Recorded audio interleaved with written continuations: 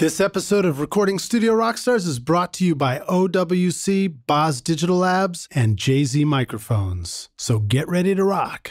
The No Devotion record, I didn't have a studio at the time. I had a tiny Tara Randall isolation box with a 57 on it. I didn't like the way it sounded, but I just made it work. To get things to sound better, I started adding a fuzz box straight into like a preamp. It's just such a shitty full spectrum sound that I would blend that in for like high end. A lot of stuff I do is just, I'll take a signal and copy it and blend it. I always take a DI, put it through plugins, I'll put it through like anything.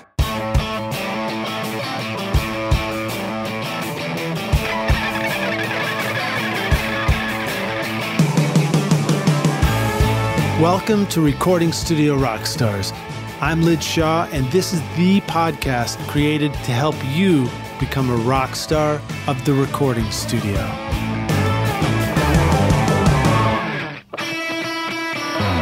This episode is sponsored by OWC, Otherworld Computing, which you can find at OWC.com, your trusted source for memory and speed upgrades, DIY installs, and used Macs for your studio. Let OWC focus on keeping your studio Mac in killer condition so that you can focus on making great music. Why ditch your existing Mac when you can take your studio far into the future with OWC? Learn more at OWC.com and learn how you can supercharge your studio Mac. The speed to create, the capacity to dream. Now find out how awesome your studio can be at OWC.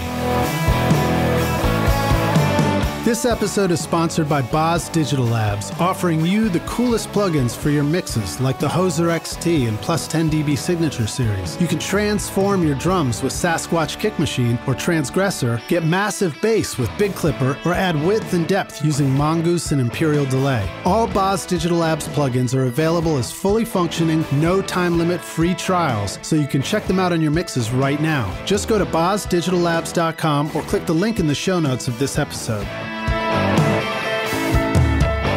This episode is sponsored by JZ Microphones with the unique Golden Drop capsule design. The Black Hole Series BH1S and BH2 microphones with the hole in the middle for a one-of-a-kind shock mount combine innovative industrial design with careful craftsmanship to bring a world-class sound to your studio, resulting in a level of quality and detail in your recordings that you won't find in other mics. Go to jzmic.com or click the link in the show notes below and use the limited time coupon ROCKSTAR right now to get an incredible 50% off.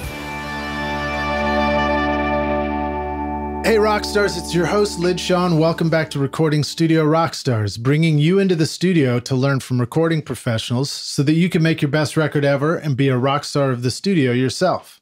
My guest today is Stuart Richardson, who began his career as a recording engineer in his native Wales in the mid-90s, cutting his teeth with bands and musicians who would go on to become breakout artists such as Funeral for a Friend, Bullet for My Valentine, The Blackout, and Kids in Glass Houses. In 1998, Stu joined the band Lostprophets, who signed a record deal with Columbia Records' Visible Noise. He spent the next decade recording and earning #1 albums and sales of more than 3.5 million units, multiple industry awards, millions of YouTube views and music streams, sold out shows in clubs, arenas, and headlining music festivals on stages across the world. Stuart has taken his part in every aspect of the music industry. In 2014, Stuart began focusing on recording, producing, and mixing again, moving his family from LA to Florida to open Rocky Water Studios. He is currently a member of the highly acclaimed band No Devotion and a touring bassist with the legendary post-hardcore band Thursday. Throughout his career, Stu has worked with a variety of producers and mixers, both as an artist and as a colleague, including Dave Fridman, Eric Valentine, Bob Rock, Alan Moulder, Ken Andrews, John Feldman, Randy Staub, Heba Kadri, and Jesse Cannon, who was also a guest on the show here. He's produced and mixed for labels such as Sony Europe, Columbia, Epic, Fearless, Visible Noise, and many others, and his work and compositions can also be found on many video game and film soundtracks. Please welcome Stuart Richardson to Recording Studio Rockstars. Stuart, are you ready to rock, dude? I am. Thank you. Also, speaking of Stuart, we're going to give a shout out to Jim Stewart for making an introduction, and Michael Estock, too. I guess you guys are our buds, right? Yeah. We're good friends. So Rockstars, check out Jim Stewart's and Michael Estock's podcast episodes a handful of episodes ago, but those guys were great. So Stuart, excuse me, Yeah. Stuart. I'm getting my names mixed up. No, you're right? good. You're good. So Stuart, welcome to the show, man. Glad to have Thank you here. Thanks for having me. Tell us a little bit more in your own words about who you are and, like, you know, briefly, how'd you get into this recording business? Yeah. I think I grew up in Wales. I know I grew up in Wales, but so Wales is like up near Scotland. No, right? no. It's down. It's down south. It's down south on like the west side. Okay, all right. Well, And man. no. And I grew up in South Wales in a place near Cardiff. It's called the Rhondda Valleys, and basically it's a long street with two mountains either side. Nothing else to do. Just sheep. Nothing. Sounds like driving through Virginia. Yeah. It's kind of just the middle of nowhere, but I mean, it's a great place to grow up, you know. But I tried to be in bands, but there was no one like-minded enough. So at the age of like 14, I think I figured out you could buy a tape machine, you know, like a 4-track. So I started messing around with a 4-track and a drum machine, doing my Bad Nine Inch Nails impersonations, you know, trying to be Trent Reznor by distorting the tapes and doing all that kind of thing. That's and flipping things backwards and just having fun. And I just couldn't find a band to be in, so I just kind of got more into recording, to be honest with you. And then, long story short, I started working in a recording studio, and then I met the Lostprophets guys, and they came in, and their bass player couldn't make it that day, and I could play bass, so I played bass on their EP. They were like, "Hey, why didn't you play bass for this band?" I was like, "Sure." Right place, right time. Yeah, right place, right time. And we got some recognition from that EP, and next thing you know, we're doing. Signing a record deal. That's pretty wild. And this is in the 90s, back when you know, indie rock and I mean, I can't even think of all the genres. Grunge, emo, you know. Yeah, it was just hardcore. It was just getting scooped up by labels. Basically in the UK there was no like real. There was a hardcore scene, but nothing to speak of at the time. You know, there was like a couple of pockets. You know, and we were part of all that, and you know, basically we kind of were the first band to. One of the first bands to break out of that scene, you know, just because we were a little more commercial than everyone else. We basically realized that we hit the ceiling on how far we would go. And, you know, we just wanted to travel the world, and we realized we never would if we just stuck to just being just the hardcore band, you know. Right, whereas now I think you could be just a hardcore, you know, and I say just in brackets, you know, like you could be a hardcore band and have recognition and a career now, but you couldn't back then. It was different back then. What made you a hardcore band? I mean, what sometimes I think Lostprophets definitely wasn't a hardcore band, but no, but when we started, we were. I think it was just, you know, we were all 20 by then, but like we were all still going through our teenage angst, you know, and you know, especially growing up in a small town.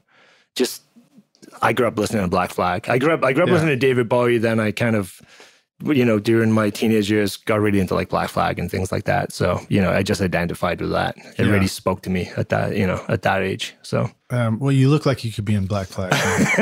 Yeah, Henry Rollins was definitely my hero when I was a kid, and it's stuck around. You look like maybe you and Henry Rollins go to the same gym to work out together, right? Yeah, you know, it is what it is. That's funny, man. Yeah, I'm always the biggest guy in every band I'm in. It's hilarious. On bass usually, or what? Yeah, usually on bass. Yeah, I play guitar and, you know, stuff, but yeah, so in every band I've been in, I play bass. All right, so first question that comes to mind about bass in the kind of bands you're playing in. So, you know, distorted guitars, big walls of sound. Yeah. Does your bass rig have lots of pedals and a pedal board, just like the guitars would? Yeah. I have nothing crazy. Just I just have a big compression pedal and I have a distortion box. Actually, when you say a big compression pedal, is it like physically big? It's physically big. Yeah. It's do you know Origin Effects? No, you know what? I'm a little pedal illiterate these days, and especially having gone to NAMM and seen just how many pedals exist now. I mean, it's ridiculous. But I think you need a master's degree in guitar pedals to even know what's going on. Yeah, basically, Origin Effects. I'm friends with one of the guys from there, luckily enough. But they built an 1176 inside a pedal. Wow! And it's called the Cali 76, and it's huge. This is just a giant silver box, and I have that on set, you know, like medium attack, fast release, 8-to-1, you know, and that kind of. In the needle. Yeah. You can see it, and you can see it just going like, it's got like an LED, but you can see this hitting like 20 dB compression. That's wild, and it just man. keeps my bass kind of just locked. Right. Then after that, I have this Tronographic Rusty box, which is basically an old Trainer preamp put inside a box, which it just distorts in the best way. It kind of, it follows you pick, you know? So Yeah. you're already kind of compressed going into it, but that it really helps the bass just kind of sit. Like Trainer amps. Yeah. It's based off the guy from Shellac, I think, or Big Black or something. Like, Steve Albini. Yeah. It's basically like everyone kind of calls it the Steve Albini. Although Steve wasn't playing bass in the band, right? No. I can't remember his name. Apologies. They call him Rusty. I think they call him Rusty Box. I don't know. Like I'd have to get on Wikipedia to be an expert. Yeah, no, I on think it. it's Bob plays bass in the band. Possibly. Well, anyway, very cool, man. So awesome. You know, you guys are in Wales. You get signed. Yeah. You know, you had some pretty amazing names on your list of people that you've worked with. You know, one of whom stood out to me is Alan Moulder. Yeah. And I remember Alan Moulder being a really important name, you know, that I learned in the 90s during this time of music. Is he somebody that you worked with at that time, or did you come back and work with him later? We were with him. It was just in 2001. We did one single with him, and I've always loved Alan Moulder for everything he did. You know, like, you know, just he's my aesthetic. You know, like the Pumpkins, like, you know, My Bloody Valentine, everything. Just like everything he does is flawless as far as I'm concerned, you know? And he was super fun to work with. The song we did with him ended up sounding a little crazy, to be honest with you, but just for the kind of band we were. But I met him years later. I was making a record in Sunset Sound, and he was making the Wolf Mother record with Joe Barresi. And he would just come in and sit down and talk, and I would just shut my mouth and listen, you know? So that's how you guys met? I met him in 2001, and I met him a few years later. Oh, later. Yeah. Sorry, Okay, no, I'm just... right. But well, it's one of the things I really enjoy about Sunset Sound is it's still one of these multi-room facilities where, like, you know, the general hangout area is the general hangout area. You meet the courtyard, you play basketball. Studios. Yeah, it's great. Everybody eats at the same time. I know the one time I was there, it was Alan Moulder, I was there, and Dave Sardi was there. And Dave Sardi, I think, just makes the most muscular mixes. You know what I mean? Like his mixes always sound super tough but pretty. And he's a huge influence on, like, the way I think records should sound. Like, I think the Autolux record he mixed is one of the greatest sound records, you know, so. I need to invite Dave Sardi to come on the show for sure. You do. I remember learning about him too. For me, it was sort of like mid 2000s, early 2000s. And you know, he had just done the Jet record. Right. Yeah. And I'm just listening like, he's how incredible. do you get that tambourine sound? I mean, you know? he's incredible. Yeah. Everything kind of has that old analog retro sound, but it still sounds pristine, you know? So that's always been my kind of go-to, is that kind of like hi-fi, lo-fi sound. I love distortion, like Friedman, you know, like David Friedman. I mean, like, just, I like things to be blown out to the point of destruction, but still clear and crisp, you know? Like, I love that Chris Thordash top end, but I need all the weight and harmonic distortion underneath for me to, like, be able to buy into it, you know? Like, you know, like one of the first records I bought was Let's Dance by David Bowie. So I'm addicted to that, like Bob Clearmount in high end, you know that, you know, like I love that sound. So I always try to put a lot of top end in my mixes, as well as all that kind of, like, I can't think of a better way to say it, but, like, I like the bottom end to sound burnt. You're kind of like, when it's just cooked. You're kind of like Let's Dance meets Heroes. Yeah. Like Heroes is probably my favorite song of all time. So yeah, that's. Sorry. Listening to your records. I guess it was Lostprophets. We were just playing. No, that was podcast. That was No Devotion. Oh, No Devotion. Yeah. Okay, thanks. So No Devotion. You know, it's got that big wall of distortion, wall of sound, and I felt like it was remarkable because the drums, as I was saying, they're not technically they're not loud in the mix. Yeah. But they feel loud because of the way everything's kind of glued together and all treated, right? I do layers and layers and layers of like keys and EBOs and things like that. Like I try to only do like a left and right guitar, but I try to put a lot of meat in, like, the soup. I call it the soup. I don't know what else to call it. But there's when I walked in, I think you were playing I Want to Be Your God, and there's probably about 10 tracks of EBO on there.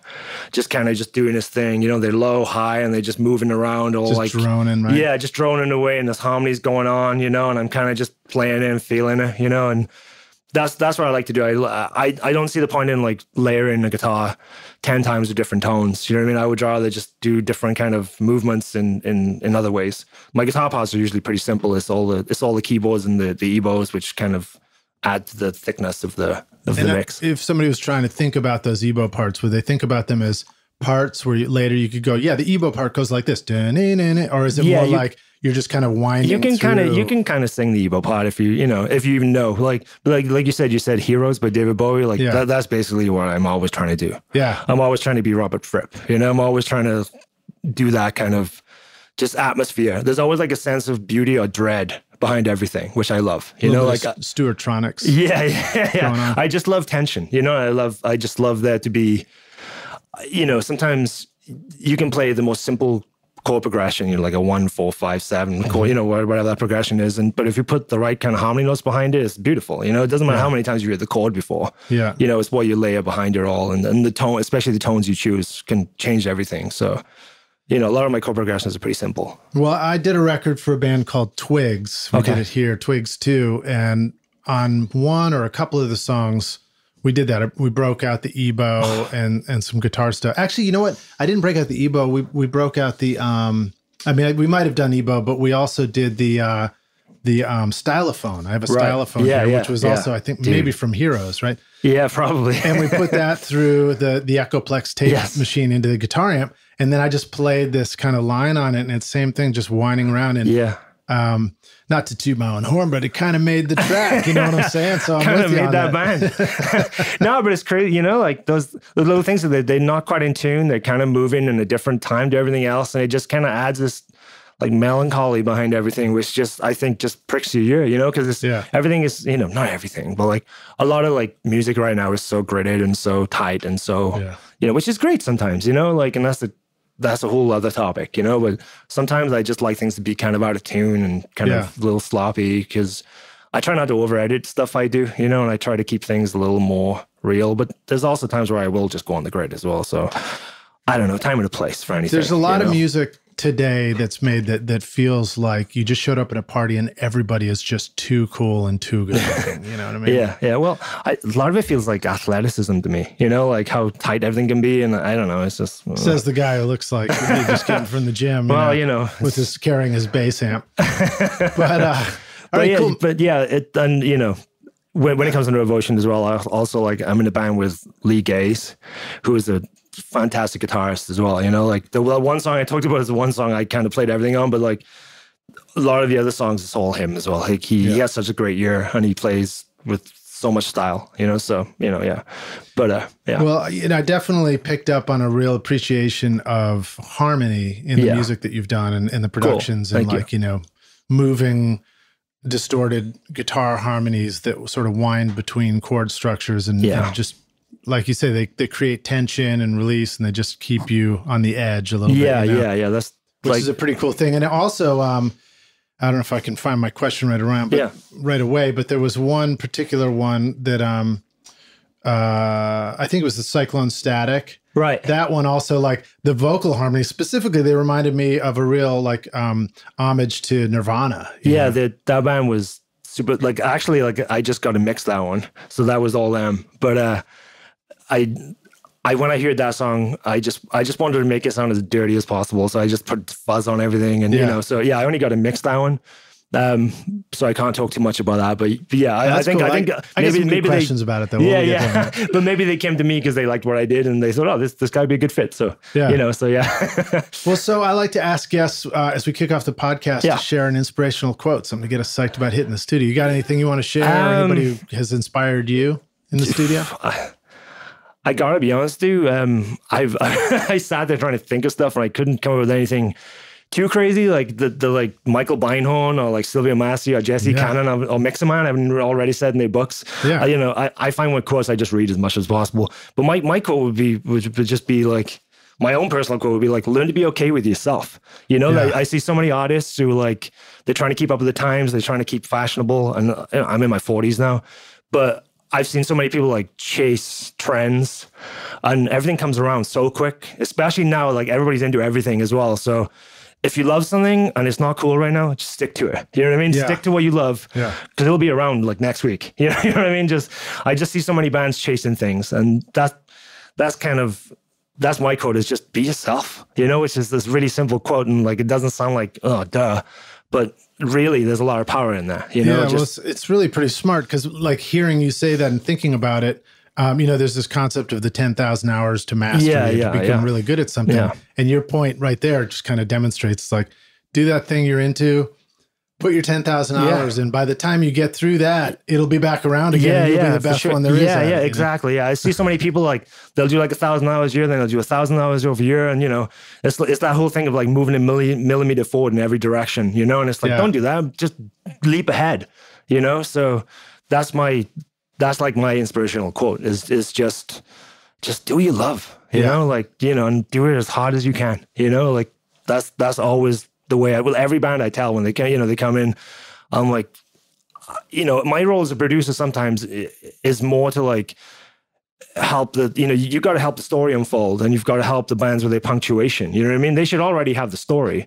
You know what I mean? You shouldn't be making the story for them. You know what I mean? You shouldn't be writing their chorus for them, you know, like you should be just, hey, this you're kind of losing me a little here. Like let's trim the fat here, you know. But I don't know. I'm not one of those producers who will, you know, tell you that everything you're doing is sucks and it's not going to get you on the radio or anything. I'm like, do you like it? Yes, cool. Let's make it the best version we can. You know, that's like be a good listener. Yeah, be a good listener and really, you know, really try to appreciate what people are trying to do with their art. You know, and like and take them seriously. You know, I hate it when people are like, well, this kid's dumb. You know, what does he know? It's like, well, he knows what he knows. You know, like bring it out of him. Sorry. No, it's cool. Be a good listener, but at the same time, let the band know if your listening experience kind of sucks somewhere. Yeah. You know, I'm not gonna let a band like, you know, make bad decisions. You know, but at the same time, I'm not gonna try and mold them into my own taste. Yeah.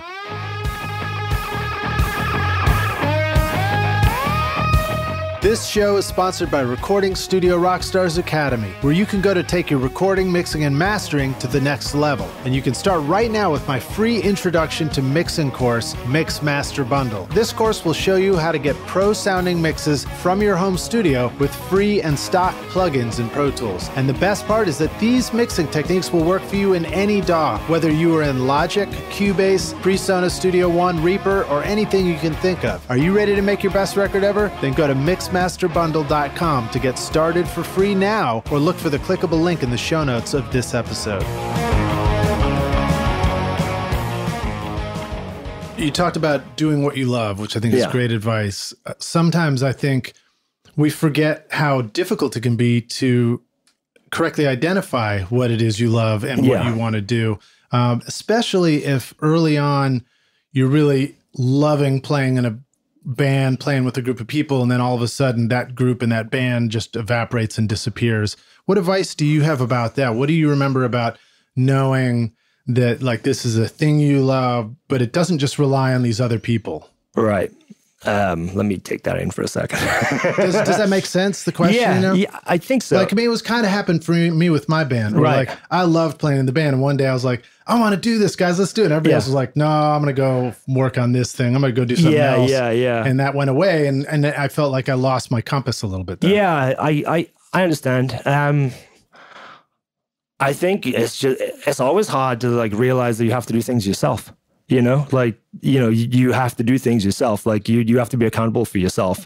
And sometimes when you're in a band, you rely on other people too much, you know, and, you know, you can put too much emphasis on other people, and, you know, it can stop you from creating just because you're like, well, my friend isn't into it, so maybe it's not good. And it's like, well, you know, the one thing I tell people when I see bands fighting about styles of music, I'm like, start another band as well as this one, you know, like get it out. This, like, you have GarageBand, like do something GarageBand. It doesn't mean you have to do it like 100%, but like it'll get it out of your system and you'll feel so much better for doing it. Yeah. So that's my biggest thing with bands. I'm like, start lots of bands, you know, like maybe focus on one where, you know, you find like the most, you know, like-minded group of people. But most people these days have some kind of recording equipment and they can do their own records, you know, and maybe the only person they want to hear is them. You know, the only person they want the audience of is them, I mean, you know, but does that make sense? No, it does. And it reminds me of the advice about songwriting that suggests that like you have to let the songs out, because sometimes you have to let a bad song out just to get it out of the way so the next good song can come out. I mean, Lostprophets broke up in the worst possible way, you know? And when No Devotion came around, those songs have been around forever, you know? Like there was a song called I Want to Be Your God in like 2006, but it didn't come out on a record till 2015, you know? And but I knew it didn't fit in the other band, so I just kind of waited on it, you know? And there you go. You know, it's like I don't know. I think like a lot of people, they can put too much accountability on other people. And I think you have to take action yourself. Yeah. I find it's definitely good to take responsibility for everything you can. Absolutely. Yeah. Like that includes the good stuff. Yeah. I mean, when I was, you know, I was signed to Q Prime, which is the biggest, like one of the biggest management companies ever. And they're amazing people. Like Pete and Cliff are amazing, but they did so much for me that I forgot like how to wipe my own ass almost. You know what I mean? You know, it was like, I was so used to them doing everything for me that when the band broke up, I almost didn't know how to function. You know, it was, you know, it was like, whoa, now I've got to do things. So I had to like become, you know, it was very humbling when the band broke up, you know, and I had to figure out my own shit. So, you know, and then I just found myself kind of sitting there with Pro Tools and writing albums, and then that's how No Devotion started, you know, so. What kind of advice do you give a band when they talk to you about like, man, we just need to get a good manager. If we could only have a manager, you know, you've been through that experience. Yeah, I tell them, well, what happened to me? Like, what happened to me was 20 years ago. So the music industry's changed so much. So it's always hard for me to like give them my advice. But I would say you don't need a manager until a manager comes and asks you to manage you. You know what I mean? You just need to do it yourself. You need to go out there and make your own moves. I know that's tough for some people. You know, they don't accept that as truth, but that's the best way to do anything is if the more you can own of yourself, the better life will be for you, you know, and the more you can just, you know, get everybody in the band to do jobs. You know, there's always gonna be one guy who doesn't pull his weight and you're gonna resent him later. You know, you give him something to do, you know, give everybody something to do so everybody feels like they own the part of the band, you know. I just think you have to own you have to own your own mistakes, you have to own your own failures, you have to own your own, you know, achievements, everything, you know, so. Well, and, you know, when you talk about the person who's not pulling their weight and you resent it, again, opportunity to just take responsibility for it yourself. And because resenting the things that are going wrong in your world is kind of a form of not taking responsibility for them. 100%. You know what I mean? Yes, I agree. Yeah. I've definitely done a lot of thinking over the last couple of years.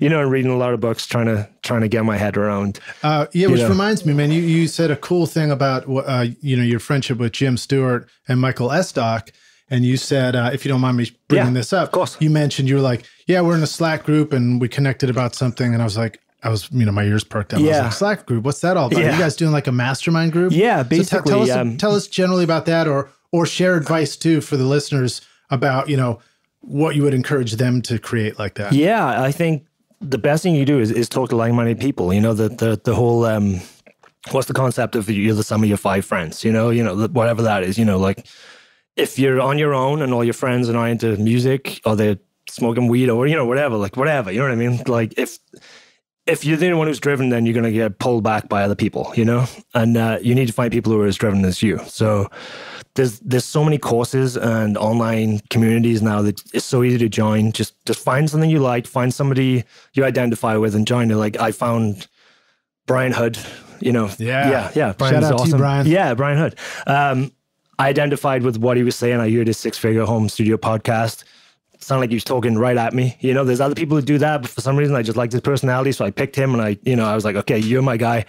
I signed up to his Profitable Producer course. It's possible that he may connect well with people in the hardcore. Yeah, for sure. Yeah. I mean, his records sound great. He comes from that background. Yeah. His records sound great too. You know, he walks the walk and talks the talk, you know? So, you know, so I appreciate that. And through that, I met Jim Stewart. And then Brian's whole thing was basically like, start Mastermind. So me and Jim started Mastermind, and Jim invited Michael Estock, and now we have a bunch of other guys on there, and we just get together once a week and just, you know, talk about new experiences, vent about stuff, you know, try and find ways to move the needle, you know, on moving forward with projects, you know, like I think this might come up later, but it's definitely terrifying to own a studio. You know what I mean? Yeah. You know, you know, because You're your own boss, you're accountable for yourself, and you never know where the next client's coming from. You know, I realized at one point, I think somebody was talking about losing a job or something, and I was, you know, thinking about that stress and everything, and I realized I was like, wait a minute. Thing about being self-employed and as a studio is you're self-employed, but you're also constantly unemployed. Yeah, you're losing your job. You lose your job. You lose your job at the end of every project. Record, you know? And even though a band is booked in, they've paid you a deposit, doesn't mean they're going to finish it, you know, or they're even going to show up, you know, and I don't know, like at least you get to keep the deposit, but still that doesn't pay the rent. You know what I mean? You know, it's, I know, and usually they don't pay a deposit anyway, you know, but that's one thing I'm trying to work on. But no, it's definitely, having the mastermind, I think is something everybody should do. And like I said, there's so many different kind of like Facebook groups you could start with. You could start in a Facebook group, then you could go to the Messenger, then you could do the Messenger calls on there, you know, and just go from there. You could start Slack groups, you could start, you know, whatever, you know, like just there's a million ways to communicate now, you know. Online communication for a group of people. And try and do it where there's only about 5 of you. Yeah. Otherwise, you know, everyone's talking over each other, you know, and maybe every week let one person have the say. You know, and, you know, like I have a lot of friends who go to AA, you know, and it's the same kind of thing almost, you know. It's like, you know, not to take away addiction, but I mean, just sitting down and talking about, you know, just what happened this week, you know, and my hopes and dreams and, you know, how are you going to make that work, you know, and actually like, well, dude, that doesn't sound very smart. You know, have you thought about this? And, okay, cool. And, you know, there's always new technology coming out that makes life easier. Like you have Calendly, you know, and, you know, like, so you send me a reminder straight away. I'm like, I love that. Like, so I started doing that with my bands, you know, I'm like, sorry, I'm going off track. No, it's quite right. This is good. Like, yeah, but when you know, you're recording a band and you're like, hey guys, I think you're going to take 2.5 days to do a song, you know? So I'm willing to cut this fee for you. And they're like, no, we want to pay the hourly rate. You're like, okay, but I think you're going to go over time. So why don't you just pay this rate and then we'll turn the clock off, you know? No, we want to pay by the hour. Okay. Goes over the time you said I was going to do. You've made more money, but you're like, I don't really want to make more money. I just want to get it done. And then they're like, cool, can we come in tomorrow to finish? You're like, actually, I'm booked up for another 2 months. Then they pissed at you because they can't finish their record for 2 months. And you're like, well, if I told you, you know, to book in properly, you know? So like, that's the one thing like the Calendly thing does for me is I'm like, cool, book yourself in. And they're like, wait a minute, it doesn't say there's anything booked in. I'm like, well, you know, it kind of takes you out of the equation almost, you know, like I don't know if that makes any sense. Well, you're trying to empower the people that you work with tools to allow them to make smart decisions and also take responsibility for their decisions. Like, you know, and I'm a musician too, and I know what it's like, you know, and, you know, like you can't put a time on how long things take. So I always try to tell bands to book more time and I'll cut the rate. You know what I mean? So we can take more time, but they never want to do it. You know, they do now. But, you know, it's a hard sell, you know? Learning experience. Yeah, it's like, no, I think we can track, you know, a 10-song album one day. I'm like, I don't think you... I mean, I've done one hardcore band that did like 6 songs in one day and they turned out great. Yeah. But they came in and they crushed it, you know? Like, that was pretty well, you know. Anyway, that's a whole other. It's a good story. Yeah, I mean, I've done a jazz album where we did 7 songs in one day. It was one of my favorite sounding records. I think we mixed the whole thing the next day. But it was an entire band live in one room, no headphones, rehearsed. I was going to say that was going to be my I think like, you know, that was going to be one of my like tricks is like no headphones. You know, when you're recording bands, it's like, look, you play live all the time. You know, we don't track the singer, you know, like he tracks later, but he's in there, like maybe pumping people up if it's like a hardcore band or something. But track with no headphones, just listen to the hi-hat, keep it going. You know, if we need a count, we can go in later and erase that, you know, and like put a smash over it or something. But play with no headphones, do like 4 or 5 takes. Most bands, BPM discrepancy is probably like 3 BPM. You know what I mean? So, you know, you can take a chorus from somewhere else, put it on another take. It doesn't really sound like it's bolted on at all. Like, I've made great stuff like that. Yeah, people so just playing without what you're referring to is the fact that rock stars, if you do no headphones, that means no click track. Yeah. Unless you can get somebody to do a visual click track. Yeah, and that's the thing is, you know, like, I know it's really appealing to have the click track because then you can put MIDI on, you can line things up to the grid, and I'm not against lining things up to the grid by any means, like I do it a lot, but not completely on the grid, but, you know, I use it as visual.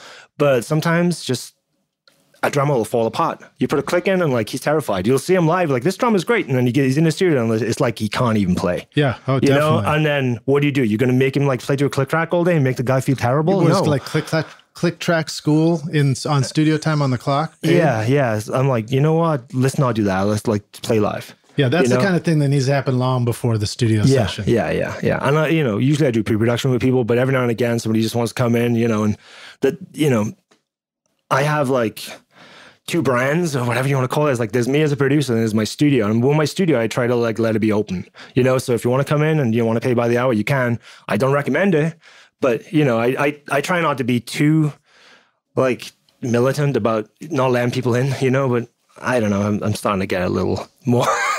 I worked too hard last year. Yeah. Well, one of the things that, I remember feeling about having a studio was realizing one day I was like, if my studio is not being used like every minute of every day, it's underused. Yeah. You got to be able to get in there and clean it and do maintenance. Yeah. Keep it in good working order. Yeah. But a facility can work a lot harder than I can. Yeah.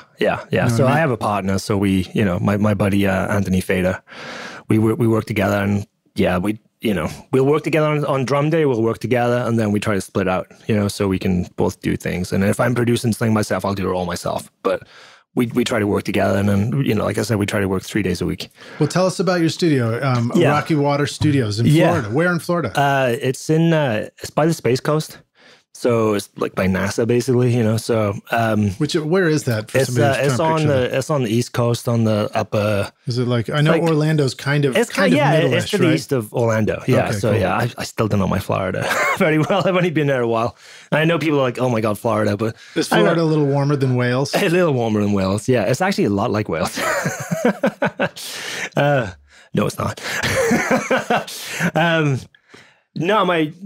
It's a long story. I don't need to explain why I moved to Florida.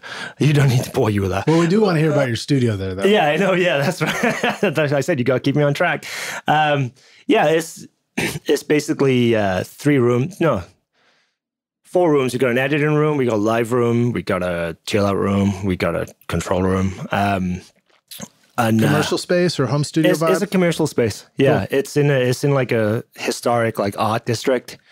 And it's just off the beaten track enough that we can make noise and not get in trouble. Yeah. We've been open for almost 2 years.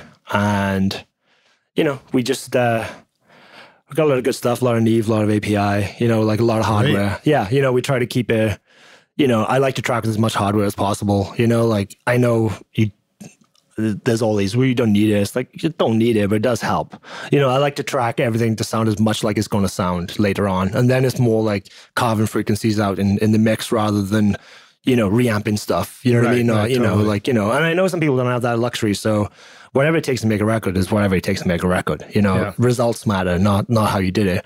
But I like to make it easier on myself when I record with a lot of hardware, And we have a pretty cool drum room. It's not super big, but it's probably like 20 by 12, and it's all wood on the walls, and we can put up diffusers and take them off, so you can change the acoustics. Change the space. Cool. Yeah, we can change that a little bit. How often do you do that? I was just watching a YouTube video this morning where they were demonstrating like an empty room and then panels. Yeah, up on the wall. we depends on the music. Like we have a really small room, kind of like your dead booth. We have something like that as well. We can put drums. But most of the time we're just moving stuff around the drums just to kind of keep I started off Vance Powell, Right. I mean, if Vance Powell does stuff, then I'm going to do it, because the guy's like a god, you know what I mean? So yeah, we just move stuff around the drums. It's kind of, I think Joe Chigarelli said like he likes the way he likes to compress the signal with the acoustic treatment around the drums. It almost pushes it back into the microphones. So makes the drums sing more. Yeah. So I think probably all you have to do is take a tom drum, hit it in the center of an empty room, and then go hit it near a wall or a corner and just listen to what it sounds like. Yeah, for sure. I'll jump in with this thought too. When we recorded at Electrical Studio, Steve Albini's studio up in Chicago, they had a few different rooms. They have, let me think about it. I think it was Alcatraz, I think, is the dead room. Right. Kentucky's the live room, and center field is the big room. I love that. and Alcatraz sounds killer for dead drums, and it inspired me to build a dead room here. And then Kentucky is the medium-sized room, and the drums sound really powerful in there. And then we also did drums in center field, the big wide open room. Yeah. And we went right back to Kentucky because the size, the room, if it's too open, the drums don't speak with the power. Yeah, right? I've definitely had that problem with like too big of rooms where I put I'm like, oh man, I can get a big Zeppelin sound in here, put put the room mics far back and I take it home, take it to the studio, start mixing. And I'm like, I can't use these room mics, they just, and then all the overheads sound like room mics, you know what I mean? And, it's just kind of like, I don't know.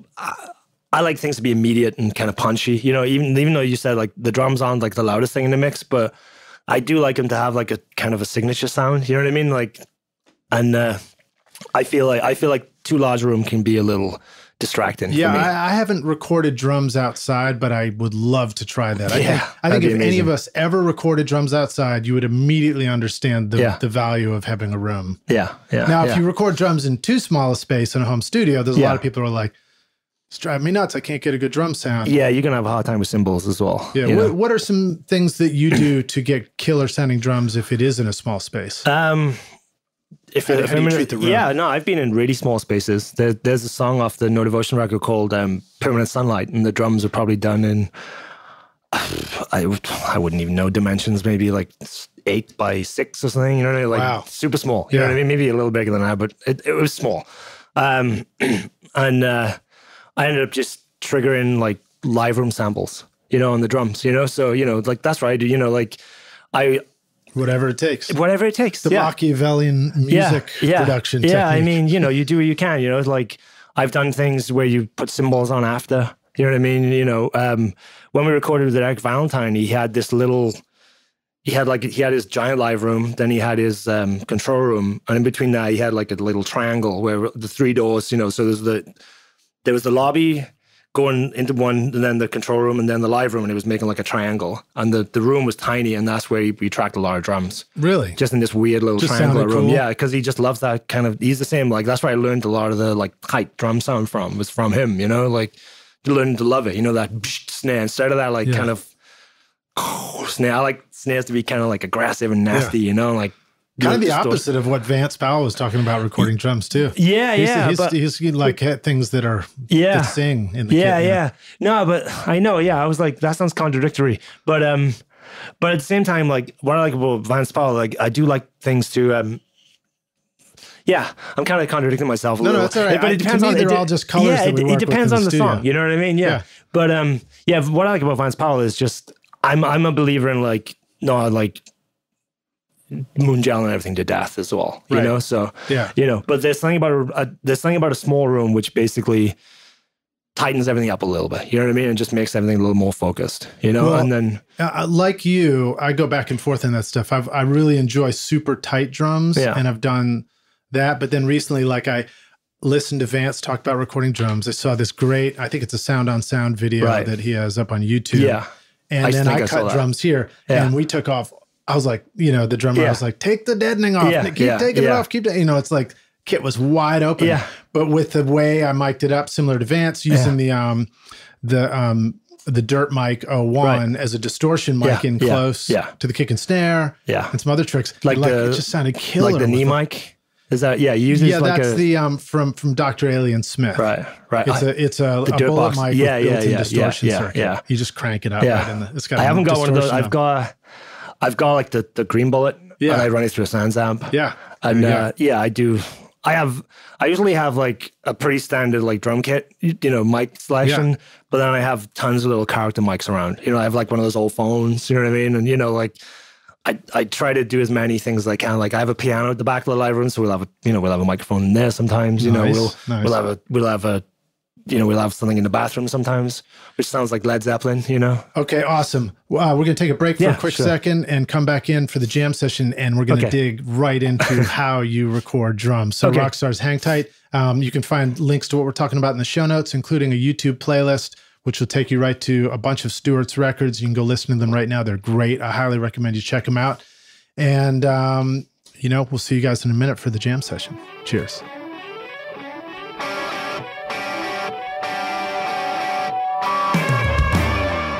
Are you using a Mac in your recording studio? Are you tired of feeling like the studio setup you worked so hard to create is becoming obsolete too quickly? Wouldn't it feel great to have a trusted friend to help you keep your existing Mac and studio setup current and relevant so that you can focus on the thing you love most, which is making great music? Well, now you can rely on OWC, Otherworld Computing, which you can find at OWC.com, whose mission it is to help you get the most mileage out of your existing Mac. Whether you need to upgrade your RAM, install install an SSD drive, add more connectivity, or simply find a great used Mac that's ready to rock, OWC will help take your studio far into the future with a vast library of DIY install videos, 24/7 friendly support, and free shipping in the US on most items over $49. Why get frustrated and ditch your existing computer when you can take your studio far into the future with OWC? Learn more at OWC.com and find out how awesome your Mac can be at OWC.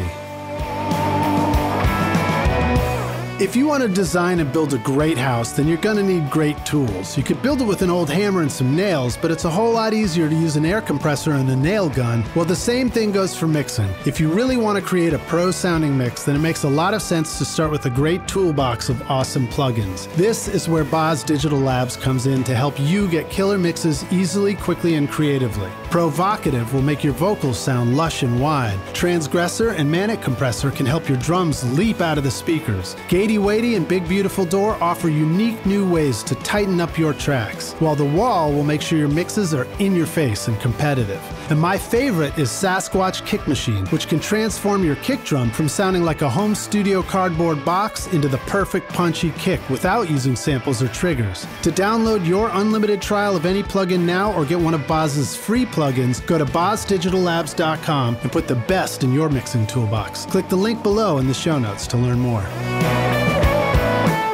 If you want to capture every nuance of a great performance in your studio, then you need to start with a microphone that is crafted with great care and attention to detail. JZ Mics in Riga, Latvia designs amazing sounding microphones that are handcrafted with jeweler's precision to bring you incredible detail in your recordings. At the heart of JZ microphones is the unique Golden Drop capsule design, which uses a lighter, faster diaphragm that delivers great clarity and fidelity while avoiding distracting colorations and distortions. Make sure to check out the Black Hole series BH1S and BH2 with the awesome looking hole in the middle of the mic, combining innovative industrial design with meticulous electrical engineering to help your studio sound incredibly expensive for an affordable price. JZ offers a 5-year warranty, free shipping to the US, and 30-day money-back guarantee. Plus, for a limited time, if you use the coupon ROCKSTAR, you will get an astonishing 50% off. I got one. You're hearing my voice right now on the BH1S. So what are you waiting for, rock stars? Go to jzmic.com or click the link in the show notes below.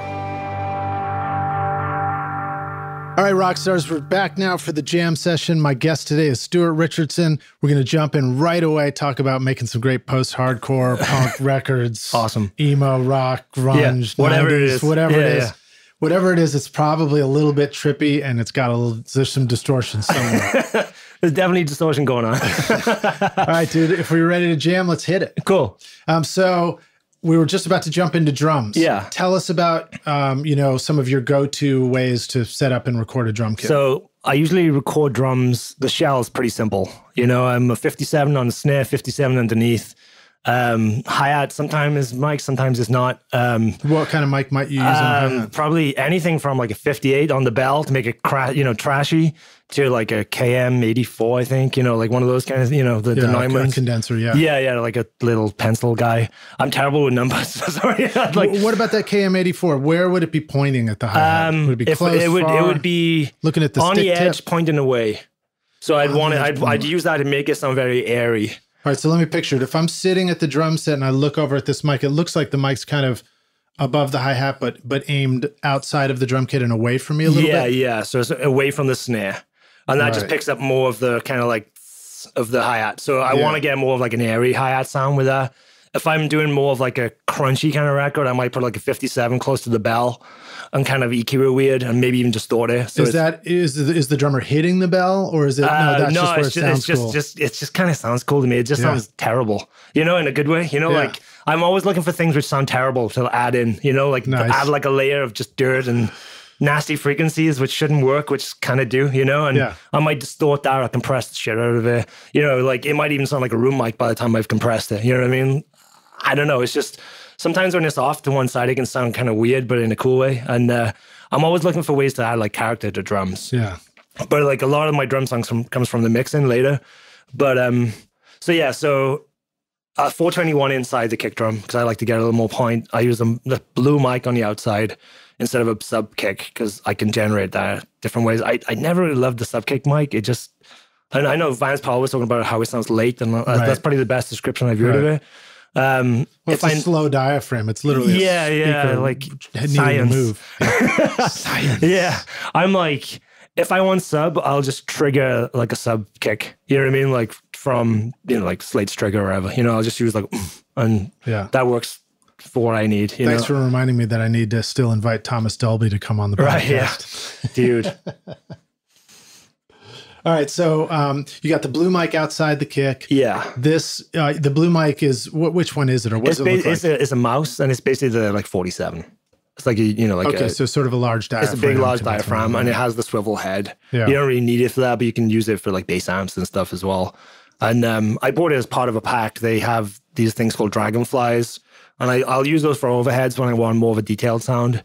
I think the good takeaway from that is just the reminder that a dynamic inside the kick that's getting the beater and can take that power of volume right there, and a condenser on the outside is a little bit more of a catch in the air and the high frequency. Not the high frequencies, but just the full frequency. You can, and the good thing with that is if you don't want to trigger, a sub sample or whatever, you can always just roll off the high end. You know what I mean? Like a high pass, low pass. You know what I mean? Where a low pass. I was trying to think which way to describe it because people always get confused. You're like high cut, low pass. I got one for you. So this is the one that I'm really excited about. Been using the shit out of lately.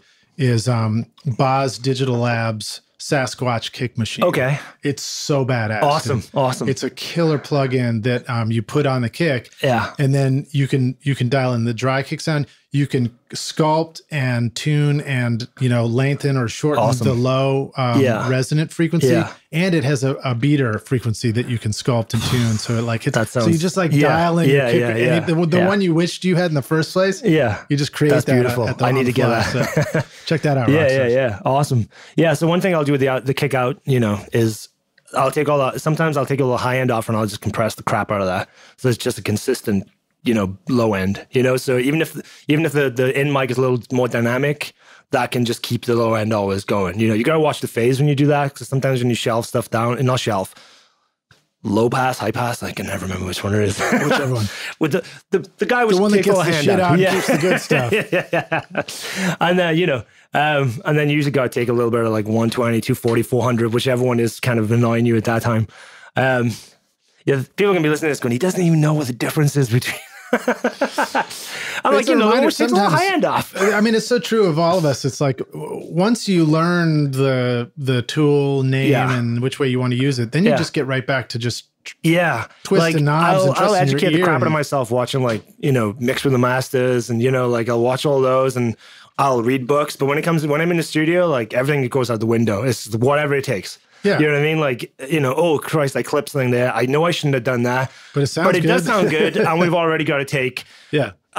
Fuck it. Let's go with it. Moving on. And like, how many times have you ever tried to do one more take and get all those things right, and then you do it again, and the second take sucks? Every time. Every time. Like that, the place I really discovered that was on the tape machine, on analog tape. Like analog, I would really be zoned in on all those levels, trying to hit the tape just right. Yeah. And then the band would do one, and the pins would be just blast in, and I was like, shit, man, we should do one more, and I'll like dial it back and just get it. And every time, man, the take that was blasting sounded better. Everything's just gluing together. I think that's just like the insecure, like, engineer, imposter syndrome guy, like kind of, hey, the other engineer's gonna be mad at you for like clipping that. It's like, nobody knows. Nobody will ever know, But then, so when it comes to the kick drum as well, I might like add length with a transient designer as well, and maybe take some length out of the kick in, so you can, so you can get like a nice tight, clicky, like you can add 10K to it if you want, whatever, like depends on what genre you're doing. And then the out one will be a little longer sounding, and then depends on the genre. You might use a lot of that. The kick later. But what are some decisions you might make at the kick drum itself in the tracking process to make sure you're not actually recording completely the wrong kick drum? Generally, that's a good question, because I went from that's a whole other topic. Basically, like at one point I went from recording really experienced drummers who tuned their drums, and everybody came in to like moving to Florida and recording inexperienced drummers. And I had to learn how to like, help these people, do the kits. So it's a great question. So yeah, I basically make sure, I sit there with their drums, and I like to kind of just get the kick to be as, I think Vance Powell described it better than I would. I'd go back and listen to that, but like where it's almost like falling off on the front. I think he goes the other way. I like to do it falling off on the front. And then the one on front is a little tighter, where the beater is. The beater side is tight and the front head is kind of and that just kind of gives it a lot of like low end and slap. I like things to be kind of slappy. So definitely fix it the source. There's so many great drum tuning videos out there. I would, I every time a band comes in, I give them like a list of all these videos. I'm like, watch this, watch this, watch this. I can explain it to you. This guy is actually a drummer who spent 30 years, doing this. Dude, that's a super clever idea for anybody who's doing production in a studio, is to actually make a playlist of the coolest, like you don't even have to make the content. Yeah. Just make a playlist of like inspiring drum tuning videos or inspiring how to set your guitar up and make sure your intonation is right video. Yeah. Fucking send those to the band that you're about to work with ahead of time. And I'm like, please watch these. I'm going to question you on them. Yeah. Because I don't want to, like, I'm not, I can play like a beat on the drums, like barely, I'm not a drummer, like a drummer knows how to tune drums better than I do, like I just came up with an idea. Can I share too? Yeah, please do. So, because I was exploring Google Forms. So if you haven't used it before, Google Docs, you've got like, you can make a document, you can make a spreadsheet, you can also make a form, which is a survey. Yeah. In the form, you could make one for a band that's going to come in the studio, and you can insert a YouTube video with a checkbox in there that says required, and they check. They check. Awesome. It says I have watched this video. Yeah. And if they do that, and then as a studio owner, as a producer, remember you're talking about the band who's going hourly and doesn't believe they're going to need enough time. Yeah. What if you did it where like a band that you were going to work with was incentivized? If they watched all these videos before the session and checked them off and then did these things, you'll give them a discount. Yeah, dude, because the session's going to sound great and go smooth. Yeah. Also, like I got to give a huge shout out to Anthony, my partner, who is a drummer, and most of the time, like he's there just tuning up the drums before we even start. So that's what there's certain things where I'm just like like everybody wants to be a master of everything, but you got to know when to delegate. And I'm like, you're a drummer, you can tune drums better than I can. Please do this, So yeah, like generally, like I trust him, and he always gets a good drum sound for me. So. Well, so I hate not being able to do things myself. I'm that kind of guy who like type A, like alpha, like weird OCD guy, like we all are. That's why we do this. You know what I mean? We want to be good at everything, but you can't be good at everything. There's not enough time in the world to do everything, So learn to delegate things, So I delegate drum sounds to Anthony, just to get the shell sounding good in the room, and then I sculpt from there, I just wanted to make one more comment about what you talked about earlier with the kick drum thing. So the concept of the Vance Powell tuning and the one that you're digging. Yeah. The takeaway is try this, everybody. Try tuning a kick drum where the beater head is tuned down low and flappy and the front head is high and sustaining. Listen to the drum a little bit, put a mic on it, see what you think. Then try it the other way where you tighten up the beater head, but the front head is hanging a off, bit looser and hanging off. Yeah. And Ken Coomer showed me a trick once years ago too, where he said this was like a Motown thing where you tune up the front head and then you just take one of the lugs and tune it down. Right. So it's like, kind of out of sync with the other ones. There's that snare drum trick that everyone's kind of using right now where you tune up the top three and you kind of you lose. I don't even know how to do it. It's great. It's like a Russian guy doing some like drum. It's on my checklist. Okay. Maybe I can find it and send it to you later. Yeah. But he does this. He basically has it where he tunes the whole drum with one key. You know what I mean? It goes from like nice and AC/DC thuddy to like super high. And you can get like any sound you want with like this one key. The one key, just one by lug. tuning like one lug. You're not even doing the other lugs anymore. Because they're already like, I don't know how it works. It's magic. Like this is above my pay grade. All right. So the rest of the drum kit is pretty standard, like spaced overheads, 421s on the kicks, on the toms, and then sometimes a mono overhead that's crushed to death. Sometimes a knee mic. With like a 57 usually, like pointing over the beater, towards the person's knee, which will go through a Sans amp or one of those standard audio levelers. Or maybe I'll even split it and put it through a different, a couple of different things. All going through hardware, or do you get away with running that stuff through plugins sometimes? I do it all into hardware. Yeah.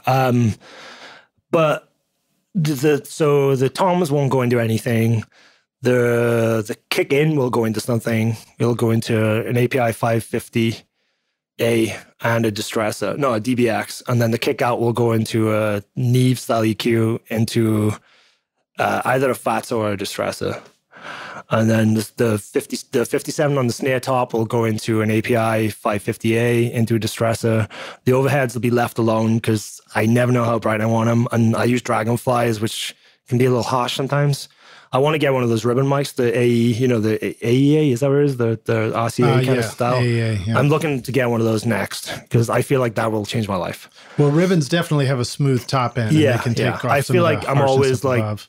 hating, no matter who I'm recording or mixing or where it was recorded, I always hate the overheads. It's sort of ironic when you begin to discover it. I mean, here we are, cymbals, top, brightness, and a drum sound. You want all that crispness and clarity, and then through trial and error, you discover that you're actually spending more time trying to get rid of upper frequencies. Yeah.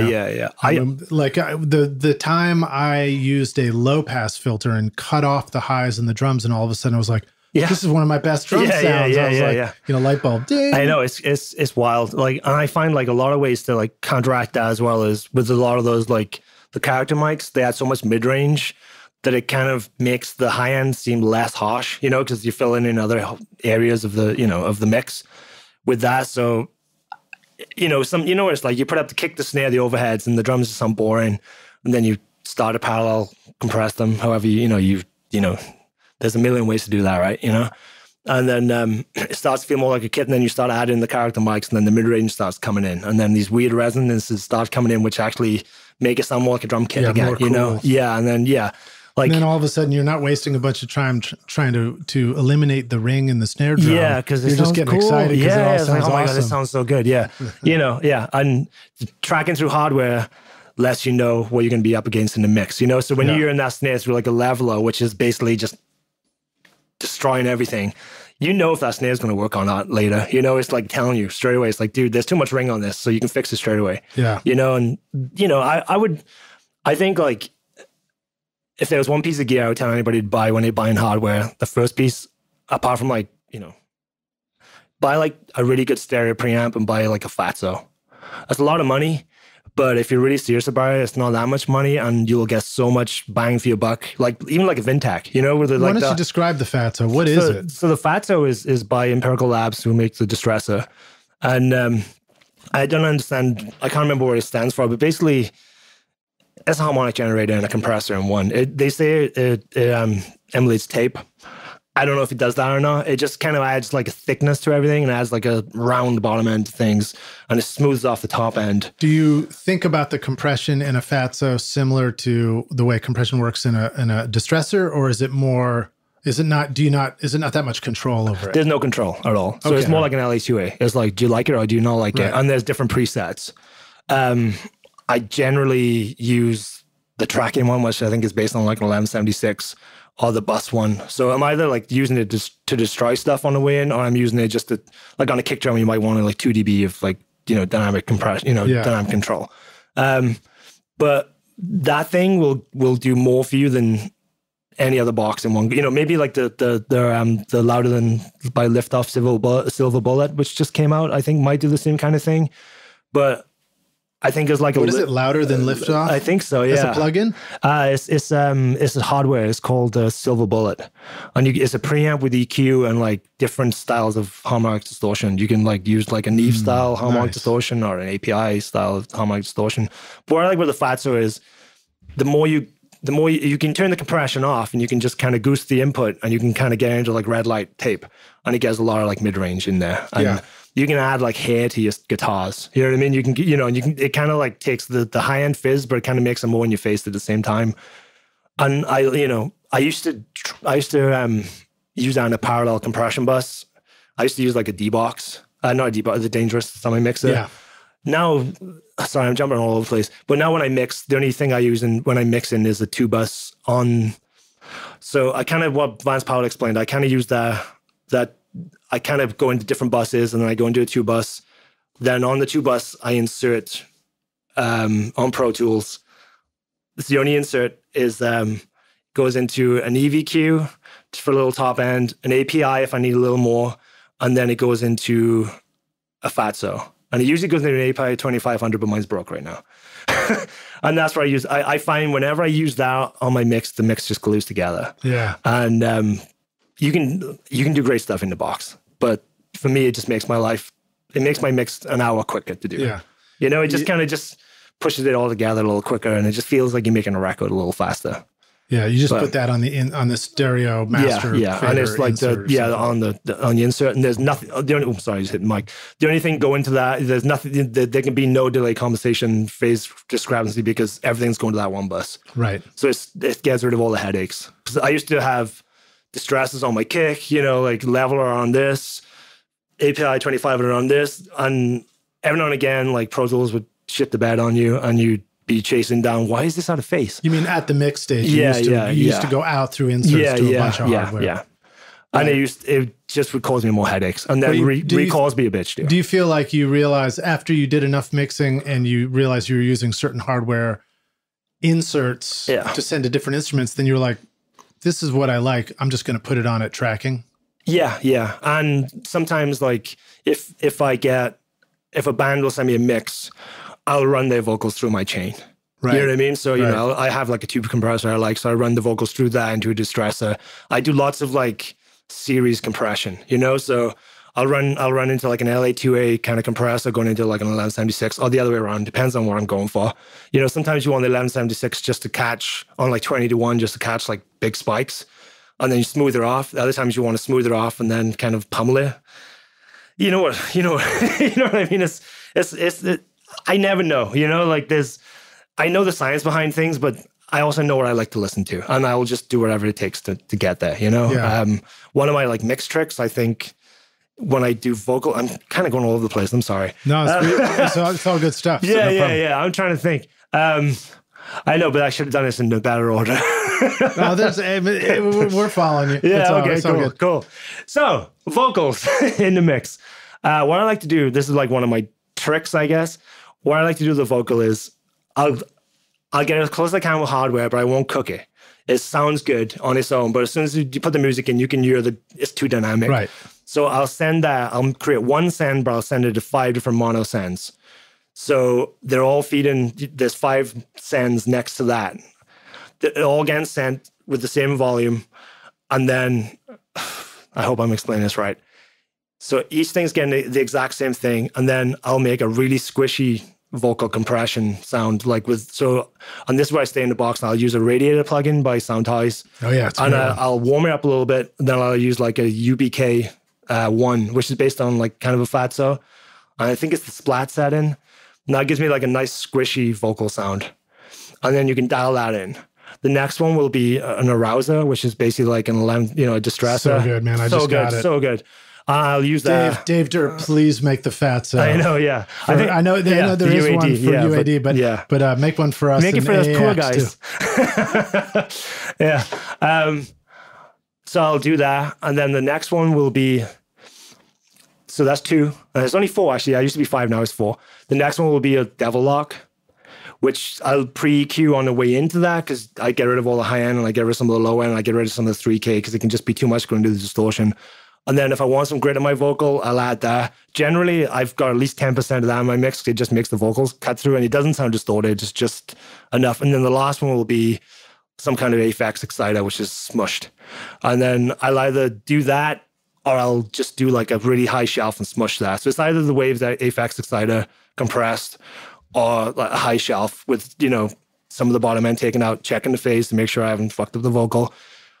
Now, on some vocals, any one of those will sound terrible. On some vocals, you need all of them. It doesn't. You don't know till the whole mix is playing. Yeah, and if you've got like it's drums which just slamming, maybe you need that. Maybe you need just that Devil Lock up as loud as your main vocal.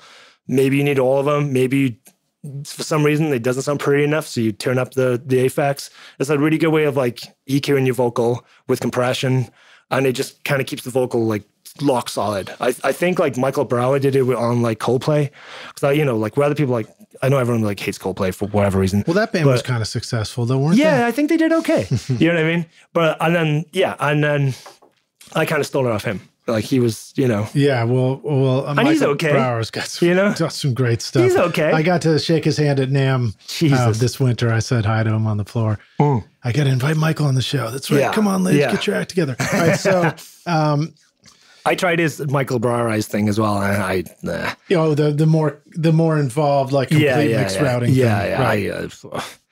I haven't tried way that above yet, my but pay I've seen grade. there is a great blog article that tries to break that down for in the box stuff too. I recommend, like, I'm not affiliated with it, but I recommend Mixing to the Masters as well, because he goes into it on that as well. And that's great. That's awesome. That's such a great series. You know, it's like Chad Blake is like another one of my heroes. Yep. And when you were talking about leaving all the drums open, like, he's like, his first thing he said was like, you know, everybody, like, you watch videos and like, you got fresh heads, fresh this, fresh that, you know, you got to make sure. And he's just like, just get people to come in. I know. I put mics on it, you know, I listen. If it bothers me, I change the head. If it doesn't, cool. You know, and I'm like, I just love his, you know, like, that's the approach. You know, sometimes like we can just over intellectualize everything and sometimes suck the life out of music by, you know, making everything too perfect. I know it's got to last forever and everything, but also like, you've got to be able to relate to people, you know, like, you can't relate to perfect people, you know what I mean? So how can you relate to perfect music? You know what I mean? It's a bad analogy, but you know what I mean? I think leaving like warts and hairs and things on it just makes it more like relatable. The Ren and Stimpy of mixes. Yeah. That's what my mixes sound like. They sound like oh, Ren. All right, so let's keep talking about your vocal chain for just a sec. So you have a main vocal that you record with the hardware so that it's dialed in right for the hardware, but it still has more to go by the time it's that mix. And then you're bussing that 5 times to these five other things. 4 now, it was 5, now it's 4, sorry. So 4 other things, which are returning in 4 auxes below that track. Yes. Now, what do you reach for when you want to raise the vocal in the chorus and turn it down in the verse? Do you have to turn down all these different auxes and then all that together? is getting sent to a vocal bus. Okay, now, I use that to do the vocal rides. Okay. So, you know, so it's the whole thing with like, you know, like clip gain. Like everyone's like, just clip gain stuff is like, well, as soon as you clip gain it, you're changing how it hits the compression. Right. The compression, you know what I mean? Compression. I can't even talk. I told you, I'm on tour. It's like 5 o'clock for me. Well, you're from Wales, man. I know. I don't know what I'm saying.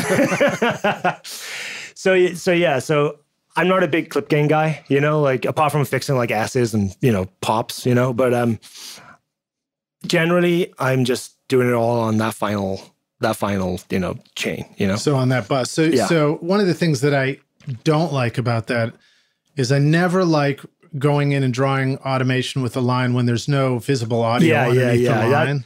What I do a lot is I'll split the vocal into sections. So I'll have a verse, a chorus, maybe verse 2 if it's different, then a chorus 2 might be a different track. And I set all those levels as well. So they're almost getting automated and there might be different EQ on each one of those. They might be getting sent to different delays as well. So if you see my vocals, there might be one vocal split into like 8 tracks sometimes, you know, because it's 2018, we got loads of tracks. Sections of the song. Yeah, you know, and I can generally get away with no automation until right at the end of the song. And then I'm listening down, like, oh, that's getting a bit lost there. And then I'll just raise that one section up a little bit. And sometimes I might just raise the actual track before the final track. I know it gets, you know, it's like VCAs. You raise the VCA or do you raise the 2 bus? Or do I turn up the kick drum or do I turn up, you know, I don't know. It probably doesn't matter as long as it sounds good. I know, yeah. It's like, I hate to like sound so vague, you know, but you know. When people are listening to the music that we create, all they're listening to is the final result. Yeah. They're never going to hear the takes we didn't use. They're never going to see what the Pro Tools screen looks like. Yep. If there was a pop in there because of a bad edit, but they don't hear it, then they don't care. Like Jesse Cannon, you know, when you talk to him, like, I know he used to say, like, all I care about is results. Yeah. You know, and that stuck with me. It's like, all I care about is results. It's like, I don't care how we get there. All I care about is results. And I've definitely done it with drummers where I hate to do the cymbals over the shells thing, you know, but sometimes that's what you got to do. You know, I was doing a metal band and it was just crazy, you know, so I was like, just do the shells first and we could edit it because metal needs to be super tight these days, like ridiculously tight. And then we put the cymbals on later. The guy could play it, but it just wasn't tight enough. He was like 90% there. And unfortunately, for that kind of music, 90% isn't close enough, you know? So I love that idea. And I remember hearing about that the first time, probably from about Eric Valentine doing that, I think with... Dave Grohl. Yeah, with Dave Grohl and stuff. Yeah. So talk about a little bit more about that process. So if anybody wants to try that in their studio, can you describe how you go about doing the shells first and then the cymbals? Like what do you run into where you're like, oh, by the way, watch out for this thing? Yeah. So the first thing I do when I'm doing that is obviously they got to be playing to a click track. Oh, I make sure I have shakers and tambourines in their headphones. And there's some kind of rhythm going, to fill in the gaps so it isn't just click, click, So there's a groove going, and then I usually have some kind of pillow or a pad they're hitting. I try to find something which doesn't pick up on the mics, because by the time you start compression in the room, it's crazy how much you can just hear that pop, pop, pop going, Right, so what are they hitting? You're talking about instead of hitting the hi-hat or the cymbals, yeah, like it might just be like a pillow or like a towel or something. Right. And I generally just try to keep it on the hi-hat side. Because the drummer can't just play kick and snare without doing the hi-hat. They have to play the normal part. Yeah, because there's so many different like subdivisions. How can you time your subdivisions, So what I generally do is I just get them to either hit one of those mesh heads from like a V-drum thing, which is pretty quiet, or some guys can just hit air, which is even better. So tracking that is pretty simple. And the good thing is you can use a lot of room mics for that as well, because there's no bleed. So you can really overcompress things, and get like a really cool character sound. And then when it comes to cymbals, I usually just have like, he's tapping away on his foot, no kick drum or anything. And then I have one of those V-drum mesh head things, and he's hitting that instead of the snare. Yeah, and he's hitting the snare and tom fills. Everything is on that. You know what I mean? So he's like, shh, just hitting the cymbals. And it's as simple as that, really. I never really had a problem. And like, I've had lots of different, what's the word? Levels of experience drummers, do that, and they never really have a problem. So when you do the drum shells first, then because they're so isolated, you could beat detective the shit out of them if you want to. Make them super, super tight, right? Yeah. And then what about when they do the cymbals? Would you do the cymbals with the idea of beat detecting them as well, or is it cool that they're looser? I generally nudge them around. You know what I mean? Like, I'm more of a nudger than a beat detective guy. You know, like, obviously I've like, it depends on the music, like you said, it's like one of my favorite records is Wolfgang Amadeus by Phoenix. Yeah. Is it Wolfgang? Is that what it's called? I'm like, I love it so much I can't remember what it's called. But that whole record was done like one part at a time. Kick drum first, then snare, then toms, and I have the stems and it's all isolated. And it sounds great, and it's all on the grid because it's dance music. Yeah. And it sounds great, so if that works, when I'm doing shells, generally it's because I want to beat detective the crap out of it because it has to be super tight. And I did a band called Atlas where it was just, it's called a pirate song. They're like a fun band, from Florida. And it was all just shells first and then cymbals after. And, pretty gridded. Like, I have this trick with the grid where I was reading about, in Michael Beinhorn's book, he talks about the groove. And I'm always terrified of like castrating drummers, on the grid. So I come up with this thing where there's the grid. So if this is the grid line right here, that's hard to explain. I figured out the tempo and I figured out what the tolerance is on each side. So I'm like, if it's fairly fast, I don't like more than 10 milliseconds off each side, unless it's fills, So I make a little blast of white noise and I cut it in 10 milliseconds and I put it each side of the grid and I look at it and I'm like, I use my ears obviously, but I'm looking through the song and I'm checking and I'm like, if anything is past that point, I'll listen to it. And if it sounds okay, I'll leave it alone. But generally, I nudge it over a little bit. So it's within that little blast of like, it's like a visual reference for me. Yeah. It's like a much thicker, like blurry grid, if that makes any sense. Badass. And part of the reason is because when you're trying to manually look at your drums and make sure everything's cool, you're zoomed in and you're scrolling through. If you're zoomed in too close, you can't tell what's going on. But if you zoom out enough, you also can't tell what's going on. 2 milliseconds can seem like 3 minutes late. You know what I mean? When you're zoomed in. So I use that as as a guide, just to like look through them. Like, this sounds pretty good. There's a couple of places where he's going off. I'm not sure where it is exactly. Let me just look through this and I can spot it straight away. And I'll nudge her over and I'm like, actually, it's not that one. That one sounds okay. but I can use it to like help out, you know, and it kind of makes me make better decisions that way. Now, you say you put in like 10 milliseconds of white noise that's just sort of on the grid. So it starts on the grid and then it goes for 10 milliseconds. Yeah. And is white noise important, or does that just give you something that makes a nice visual? Anything. Yeah, it's just like a block of like, you know, and then what I do is block of color on the screen. Yeah, and I cut and paste it across the grid, you know, in tick mode. So if it changes tempo, it stays there. And it's really helped me, you know, like keep things more musical. Dude, that's such a badass tip. Cool, man. awesome. The whole podcast just really got to that one, man. It's the Stuart Richardson trick, the technique. Yeah, I know, but like I said, I was reading like Beinhorn's book, and he was talking about, you know, Bonham's, you know, style where like his snares all is like this many BPM, you know, milliseconds behind, his kicks always forward. Like, you know, what if you put them all on a grid? He wouldn't have the same thing. It's like, think of like Smells Like Teen Spirit. I should know. I put things all on the grid, and I'm like, tearing my hair out trying to figure out if it's good or not. Yeah, but you know, there's people listening right now who are like, dude, you're not working with the drummers I'm working with. And I'm like, okay, I understand.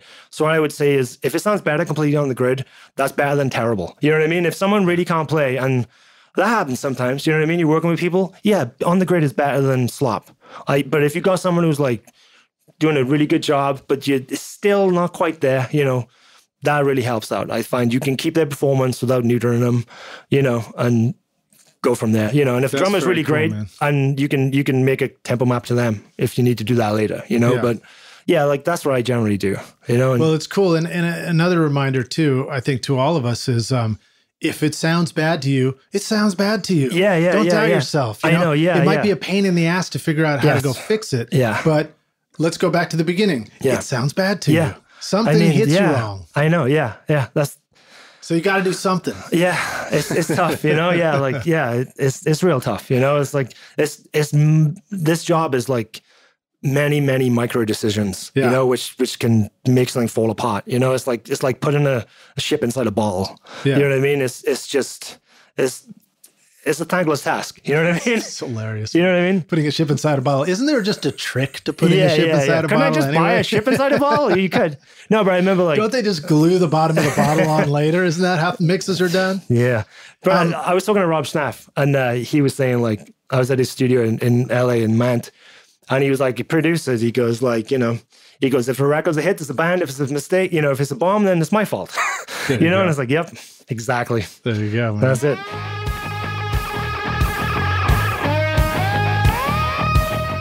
This show is sponsored by Recording Studio Rockstars Academy. Are you ready to take your recording, mixing, and mastering to the next level and make your best record ever? Then visit the Academy to find the course that's right for you. Want to record killer drums in your home studio? Then check out Rockstars of Drums to learn how to record, edit, and mix pro-sounding drums with a professional Nashville session drummer in a Grammy-winning studio. Or if you are ready to start mastering your own records at home, then check out Rockstars of Mastering, where I walk you through exactly how I mastered my own record, Skadoosh, using nothing but plugins in PreSonus Studio One. These techniques would work for you in whichever DAW you are using right now. And if mixing is your focus, then check out my free course, Mix Master Bundle, where I show you how to mix using stock and free plugins in Pro Tools. Plus, you get a look at how I recorded everything in my studio and multi-track downloads to mix in your own studio, and even include in your mixing portfolio if you want. Are you ready to make your best record ever? Then go to mixmasterbundle.com to get started for free now, and look for the clickable link in the show notes of this episode.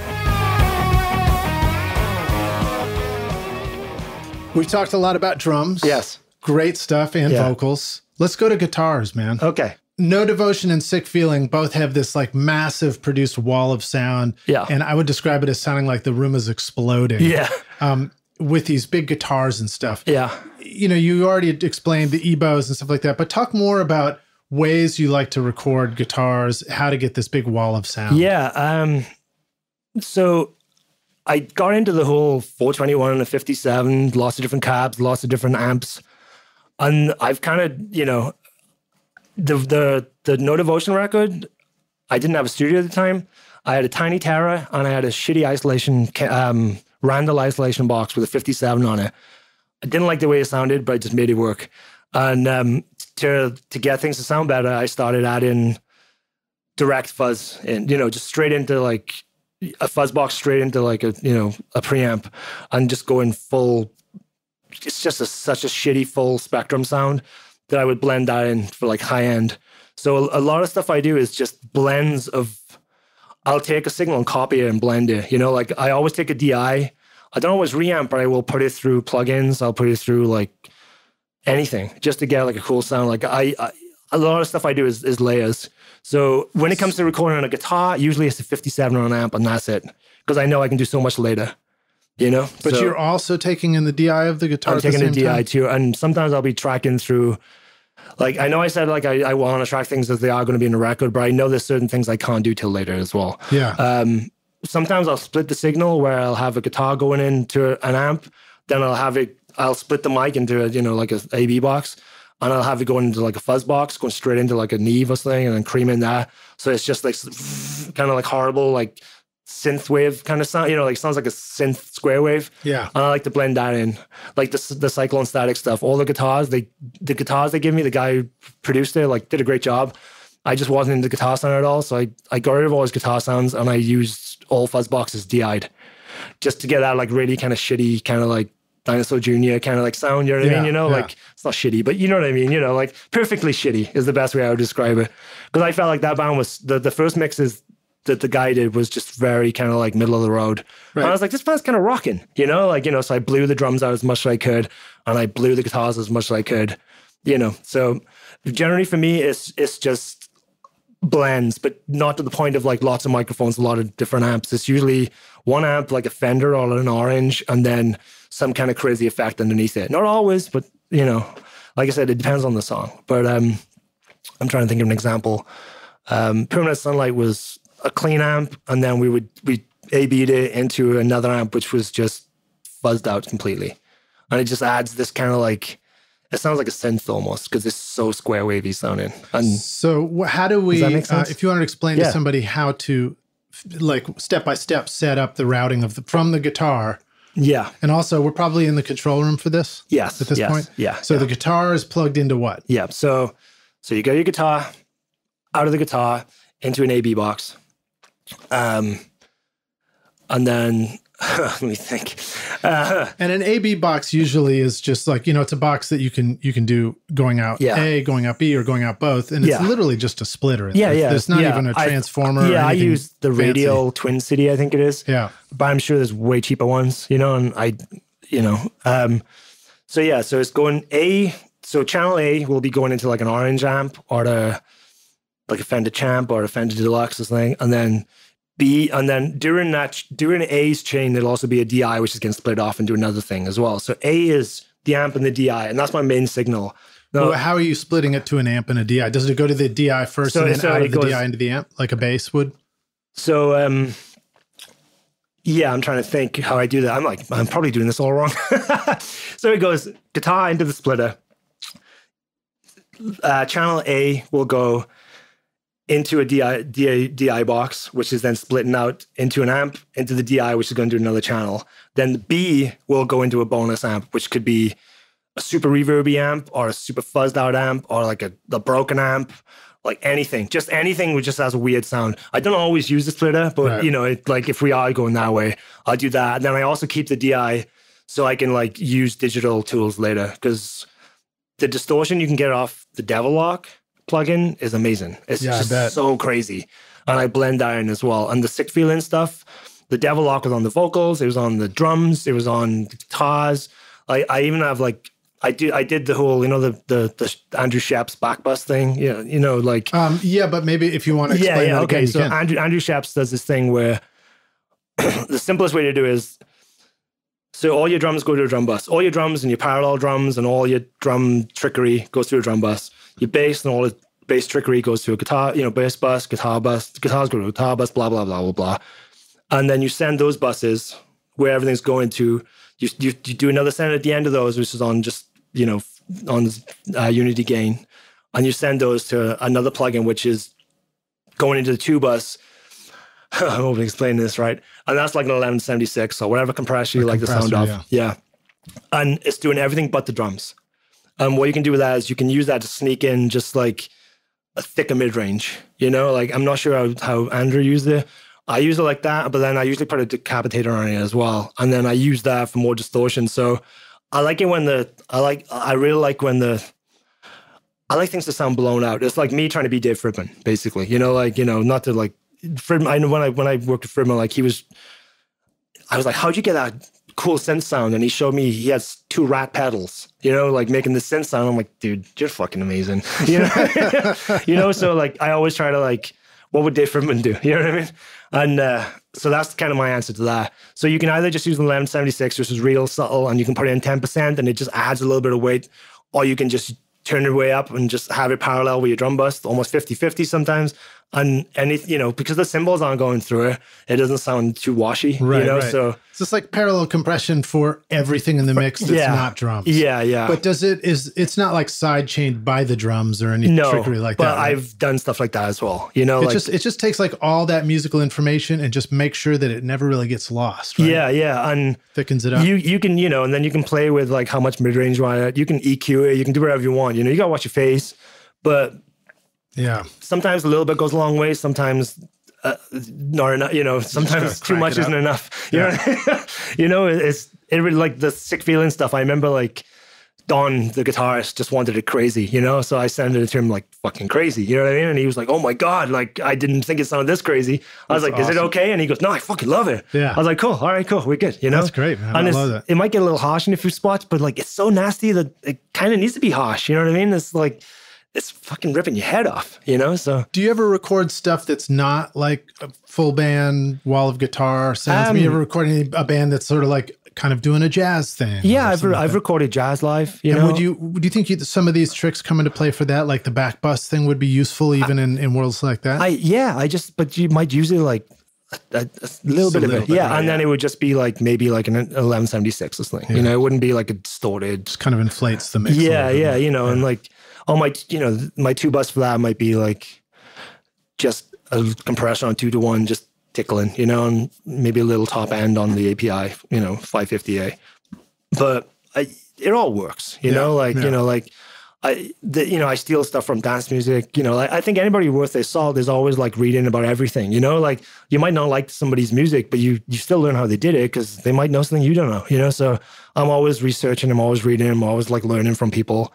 And I suffer from like terrible imposter syndrome. Anything you're reading right now? I'm on the road right now, so my brain is mush.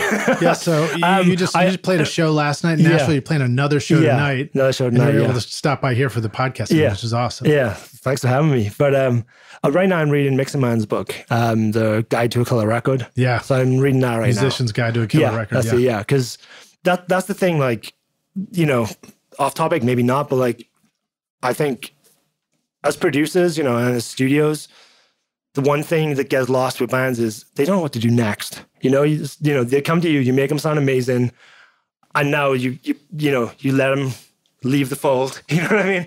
And then nothing happens with their song. Yeah, it's almost like you're putting the responsibility of your own musical portfolio in the hands of amateurs. So like, I think that book is great for getting people, ready for the studio. Now I'm just trying to figure out how to help bands help themselves more, so I'm researching a lot on how to use Facebook, and how to like do things. Like, I'm early days for me right now, but I'm just trying to figure out how to like help bands advertise themselves and promote themselves. Yeah. Because I've recorded some stuff which I love for people and it doesn't go anywhere. And it's so upsetting. Me too. Yeah. Me too. You're like, dude, something I was really proud of. Yeah. I like, I'll be with my friends. They're like, what are you working on lately? And you'll play them something. They're like, dude, how come this isn't huge? And you're like, I know, right? You just think it's you know what I mean? And they listen, they're like, dude, this should be huge. And you're like, I know. Jesus, what happened? And, it just, you go on their Facebook and they have like 2 friends, you know what I mean? You're like, fuck, this is terrible. So I'm really like, that's kind of my new thing is like, I'll always need to learn recording. I always need to, stay on top of things because music's changing all the time. The way music sounds is changing all the time. You can't stay still. You got to always keep moving, not to go back on what I said earlier about not being yourself, but like, you have to know what's going on. You can't just bury your head in the sand, but I really want to help bands push themselves forward. So that's where I'm reading a lot about right now. All right. I'm going to come back to that in just a second. I want one closing question about the guitar recording. So the DI version of the guitar that you're going to treat in the mix later inside the box. Yeah.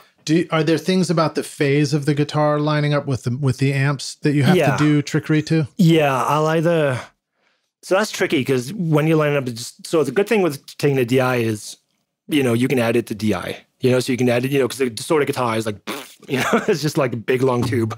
So you can, if you're into DI and, edit and stuff, you can edit the DI. No, when you say edit the DI, I mean like edit the DI along with the amp tracks. Yes, and you have to group them all together. together. Yeah, right. So they're always but the DI gives you like that visual cue to know where to move the guitar to. Yeah, but before you do that, I basically, I'll put an amp simulator or something on there, and I'll check the phase with the amp simulator, or I'll use phase align or in phase with waves. There's no real way to see otherwise, unless I've done it where I've had like someone just go on a guitar. I try to do that as much as I can, but I usually forget. And if you do that, you can usually line that up. So just like you can line that up, and then you pull everything over there. But before you have to do that, you have to go in and consolidate the whole region, so you're moving everything at the same time. But like getting the DI in phase is pretty crucial. But a lot of the time, the DI might not even get used. Right. But then sometimes it will. Is there a sound that you hear and you're like, oh, that sounds out of phase? I think everyone's the same. It's like once you've, so it doesn't matter if the DI is out of phase, it's what you treat the DI with, So once you process the DI the way you want it to sound, print it, commit it, or whatever your DAW does, and then put a trim plugin on it, put one in phase, one out of phase, and then when it disappears, or when it sounds the fullest, when it's out of phase. Let me start again. When flipping the polarity button on that trim I would just jump way too ahead. Yeah. Then whichever way sounds the fullest is going to be the way you tend to like. Or you can flip it and get it to sound the thinnest. And then when you flip it out, it's the fullest. And then what about putting like time adjuster plug-in on that process DI track? Do you do that and sort of like delay it back in time to line up? I'll either use time adjuster or just move it on the grid, whichever one, And you just listen and if you can hear where it sounds good. Yeah. Like time adjuster is great because you can go by sample. And you can literally like one sample up can be like life-changing. And just for some perspective, a mic on an amp, a DI time adjusted to line up with a mic on an amp, typically we're talking about like, it depends on your sample rate that you're recording at, but if you're 3 recording milliseconds sometimes, is that what they say? No. I think 1 millisecond is a foot. As an amp, like a foot away from an amplifier. So, I mean, I'm usually at 48K or something like that. Right. Me too. Yeah. 48. And it might be like only 20 sample delay for the DI. And I'm usually just ever doing a bass to try and get it right. Yeah. So I'm not doing the guitar thing that much. Yeah. With the guitars, but I'm going to start now. Yeah. With the guitars, it's just, sometimes that DI is generally not used because I've already got it. But like there's times where you just know something's got to be crazy, know, and to try and add crazy to an already distorted guitar track doesn't sound the same as trying to add crazy to a raw DI sound. Sometimes I'll use I think Avid give away these free like fuzz pedals. They don't sound great, but if you don't put them into like 11, so they give you 11 and they give you pedals in front of it. If you don't use the amp simulator and you just use the big muff, variant, it sounds so bad on its own that it's amazing. Like I put kick drums through it, I'll do anything, just like you said, just experiment and have fun, it's art, you just like find your colors and paint with them, especially when it comes to distortion. That's where I think you're surprised at what can sound great or terrible distorted. So I have a Master Room Spring Reverb, one rack space outboard unit. And the most unusual thing is to turn the reverb off and just crank up the input. Right. Turns out it's got a killer distortion. We use that when we're tracking guitars here all the time. So I've bought a Space Echo, the RE20, and it breaks. I got rid of it. I use the pedal, which, I know that thing sounds amazing. Like I print vocals through all the time. It's like, I don't know if it sounds like the real one, but like the reverb on it is so mid-rangey and crappy and horrible sounding. I love it. And I'll print one side with like one delay on it, and then I'll print it again with another delay on it and spread those left and right, Nice. For like indie stuff, that can really help things kind of glue together, there's nothing really up the center either. You know what I mean? It's not a stereo. I know it sounds weird, but like I don't really worry about the time, I'll just kind of just nudge it around until it sounds good. You know, it's not locked in tempo or anything. It's just kind of a weird slappy sound. Okay, so Cyclone Static again, a band that you mixed. It was interesting to me because the guitars are actually, they're giant, but they're still clean sounding. Yeah. And in fact, when I listened to it, I realized I was like, wait, man, it's like the hi-hats actually have more distortion on them in this mix. Yeah. So tell us the story more about that record and about like, what are some smart ways to add distortion to the drums like that? Cool. So with that record, it was Jeff from Thursday is friends with Jonathan, who was the drummer. It was like he owns an art gallery in New Jersey. And he did a record with some guy.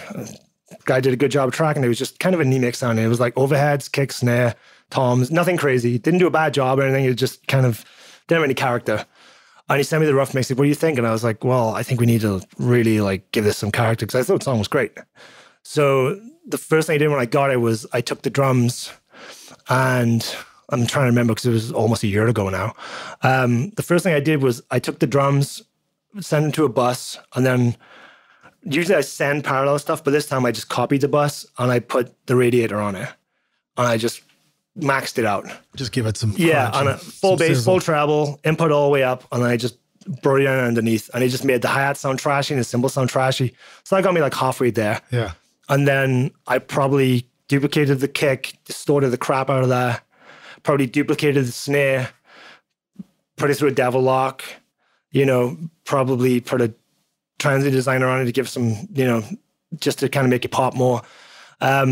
Generally, so I just thought that whole thing needed to sound distorted. I distorted the bass as much as I could. I took the guitar DIs and I just run them through fuzz pedals. A buddy of mine makes a fuzz pedal called the Apollo.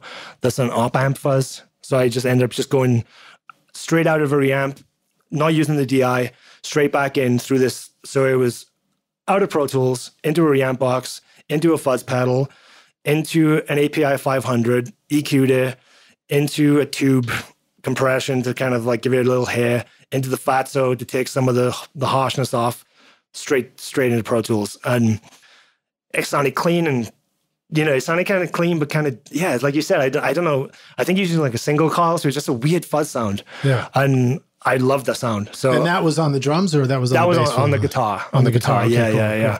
I know. Sorry, I'm jumping around. No, it's all right because you're just remembering the process. So we do it. But generally, with my drums, I think I stole stuff off Vance, Powell, and okay. Drum kit. Next to that, there's the drum bus, which is completely clean. I'll generally send all the drum tracks to another bus with varying amounts of compression. So kick, snare, toms will probably be like 100%, go into like an arouser. Cymbals will be brought down a bit, but still going. And then I'll blend that underneath. If it doesn't sound wild enough, I'll put the overheads in full blast. But usually the overheads make the compression sound terrible. Right. And then next to that, there'll be a kick and snare crush. Now, sometimes I'll add samples. Well, which plugin if you already used the arouser, would you use another arouser for that? I might use an arouser or a DBX. If I wanted to be dirty, I'll use like a devil lock. Whatever the song, basically that's like whatever the song needs, And then after that, there's like a reverb, which I don't like reverb on drums. I don't know. It never really works for me. It always sounds fake. If I want reverb, I'll trigger like a sample. I made some samples in Sunset Sound, and I'm like, well, that's a good place. You should hear the dub record I just mixed for my brother, man. I used the shit out of a spring reverb. Yeah, no, I mean, I like spring reverbs. Like spring reverbs I love. But even like room simulators and stuff like that. I don't know. Like, unless I'm doing like AD stuff, then I'll use like Lexicon kind of things. But generally, like, I like that Michael Brower thing where he said, I think for like Yellow by Coldplay, he turned the snare into a room mic. They didn't have a room mic, so he turned the snare into a room mic. He just put it on Nuke and just like compressed the shit out of it. So that all that like room sound you're hearing is actually the snare blended underneath the snare. And it's like, it's like really sucking and blowing. Yeah. And I was like, that's such a great room sound. It was the snare mic. So sometimes like I might have used the overhead mic, the hi-hat mic on that Static Cyclone as a room mic. And just like use that as the room mic because he didn't have a room mic for me. You know how I discovered that is a lot of times I'll take an existing mic on the drums and I'll bring it down on an AUX and just blast the shit out of it and turn that into a talkback for when the band stops playing, I can hear, down low in the mix, but everybody can hear what everybody's saying. Yeah. And then you're like, man, I didn't know that. I know. that and you listen to it on its good. own, it's awful sounding. And then you blend it in and it's like, I can't live without this. And you maybe take a bad frequency out and it's done. And I feel like the for everybody, it's just like, just experiment. Just take every single track that's in your drum thing and one at a time, do something crazy with it. Destroy one of them and listen to it and see if it's any cooler. Actually, a good one is the floor tom is really good for that as well. Because it's resonant and it's singing and it makes you the can drum like sound just huge. tuck that in. You can have the floor tom. I always mix to the drummer's perspective, which I like to play along. So if I am, I'll put it in the middle. I'll keep the floor tom. I'll duplicate it, put it in the middle, and I'll distort the crap out of it. Put it up the middle and use it as a room mic. Like you said, I don't like talk bad or anything, but there's so many people teaching how to do things now. I feel like people are just using them as rules. And it's like, you're not going to get the sound in your head that way. You know what I mean? They'll help you get halfway, but at some point you've got to do some work yourself. You know what I mean? And you got to dig in, Well, I'm with you about that. And I'm less interested in rules for how to do things.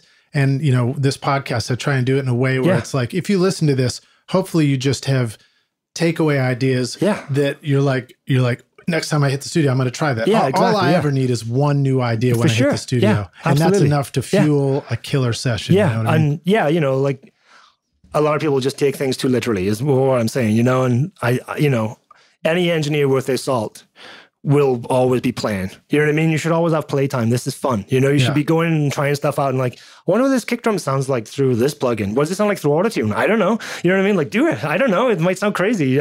Do it. Just try stuff.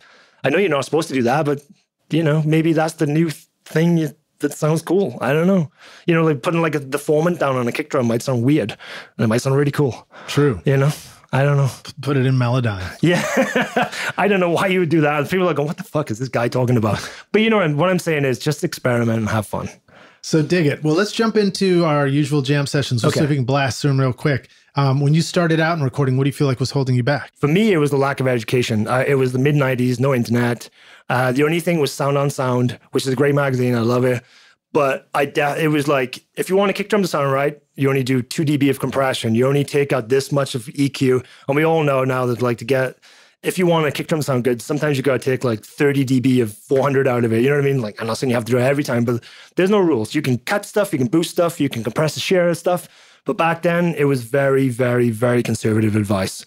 And I followed it, and I was always disappointed that my stuff never sounded like a record. And there was no other way for me to learn that stuff. So I would say, what was holding me back is I was too timid and too scared to make mistakes. Yeah. So, and there was no advice either. So there was no resources. And I think back then, there was no way for demo studios to compete with a big studio at all. You know what I mean? There was demos and there was commercial releases. There was such a wide gap.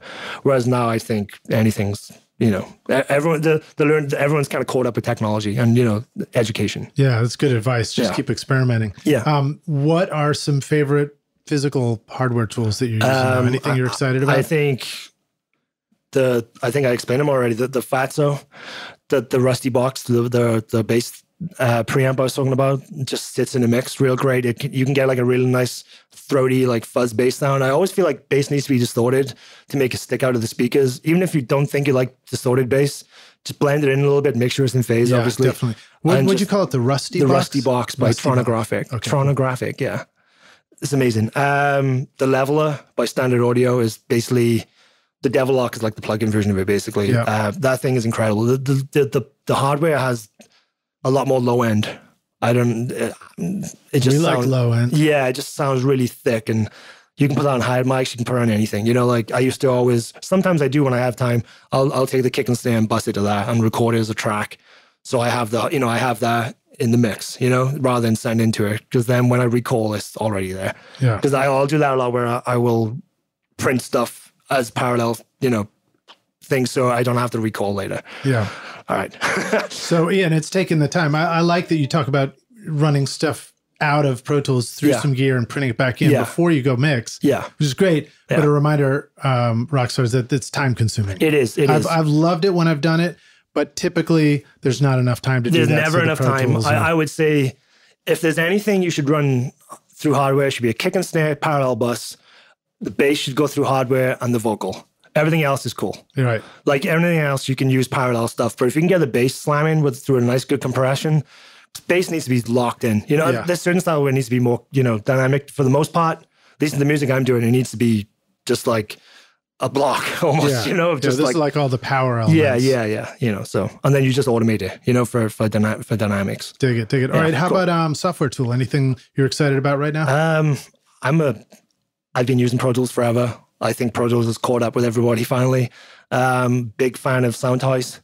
I think Soundtoys is amazing. Soundtoys, yeah. Right. Soundtoys is my favorite stuff. And Soothe plugin, I'm sure some other people have talked about that. Yeah, I haven't tried it yet, but I've heard it's already been mentioned on the podcast. It's great. Like, if you're in a rush, you can definitely use it to take out a lot of the like notches in vocals that might bug you.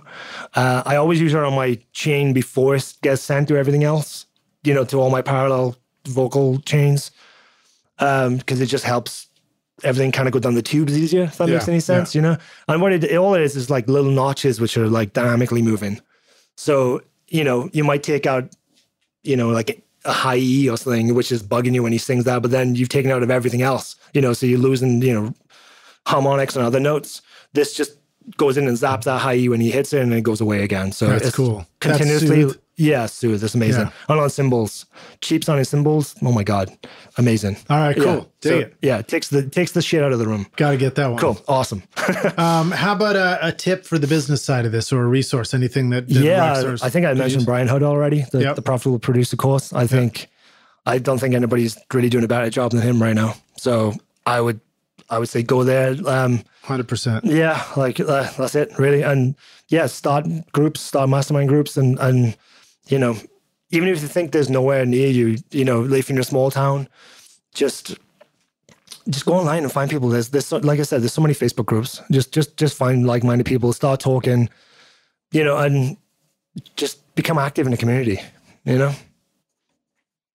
Love it, man. All right, organizational online tips. Any way that you keep all your shit together?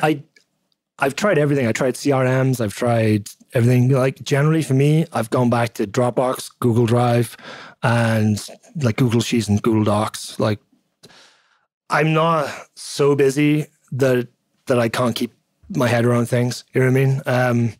Because you know, I'm not. I think if I was solely mixing or solely mastering, then I would need something like that. But you know, I might be working for a month on a record, so you know that's all I got to worry about that month. Yeah. You know, so. Yeah, but yeah, just Trello is good for keeping notes. You know, you can have different bands in there, and you can say when they paid you. You know, you just make sure you stay on top of money, and make sure you're always, you know, you can give people a detailed breakdown of hours every time you if you work with a band in the day. I don't care how tired you are, write it down and make sure you have it documented, because you will forget.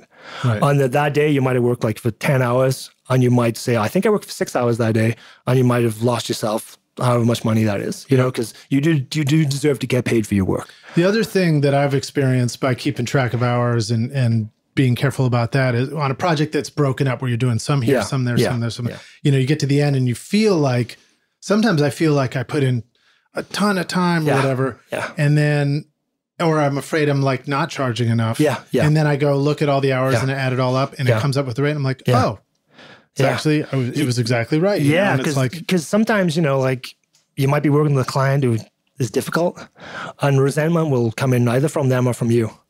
You know what I mean? And this keeps you honest, keeps you both honest. Because if they're like, well, why are you charging me so much? It's like, because look, we did all this. There's no arguments, you know? And like, that doesn't happen very often, but you are going to get some client who is going to drive you insane. Right. And you need to protect yourself as much as possible. Or like the flip side, where like you're feeling the resentment or you feel like you put in a lot, and then you add it all up and you invoice, and it's not, it's actually, you know, not so much or whatever. And you're like, okay. And this is off topic, it's but just like, the way I felt about it. Yeah, I know. But off topic is like, you know, sometimes I know they say never to do free work, but sometimes you have to do free work as well. Sometimes, you know, you'll find a band that you know will be so good for your portfolio that's when you do. That's the only time I would do free work, when you know that it will actually do you good. I think of that as advertising. You know, like every now and again I'll do a song for someone for free. I'm like, hey, I love your band. I think it's awesome. And they're already doing quite well. And then the song comes out, and then you can put it on your page and you're like, hey, I mixed this song, and this really cool magazine wrote about this band, then straight away you've got more social proof. Yeah, that's definitely. You know, like you couldn't have you couldn't have paid for an advertisement that would do better than that. So every now and again, paying, you know, doing work for free. Mixing. Your website, for example, has a playlist on it where you can listen to records you've done. If you're trying to build up a mix portfolio and you mix some songs for free, but then you can put those on your website, that's valuable because you've got something now somebody can click and listen to the sound of the work you've done. But only work on stuff that you really believe in. Right. You know, don't work, you know, don't just, anyway.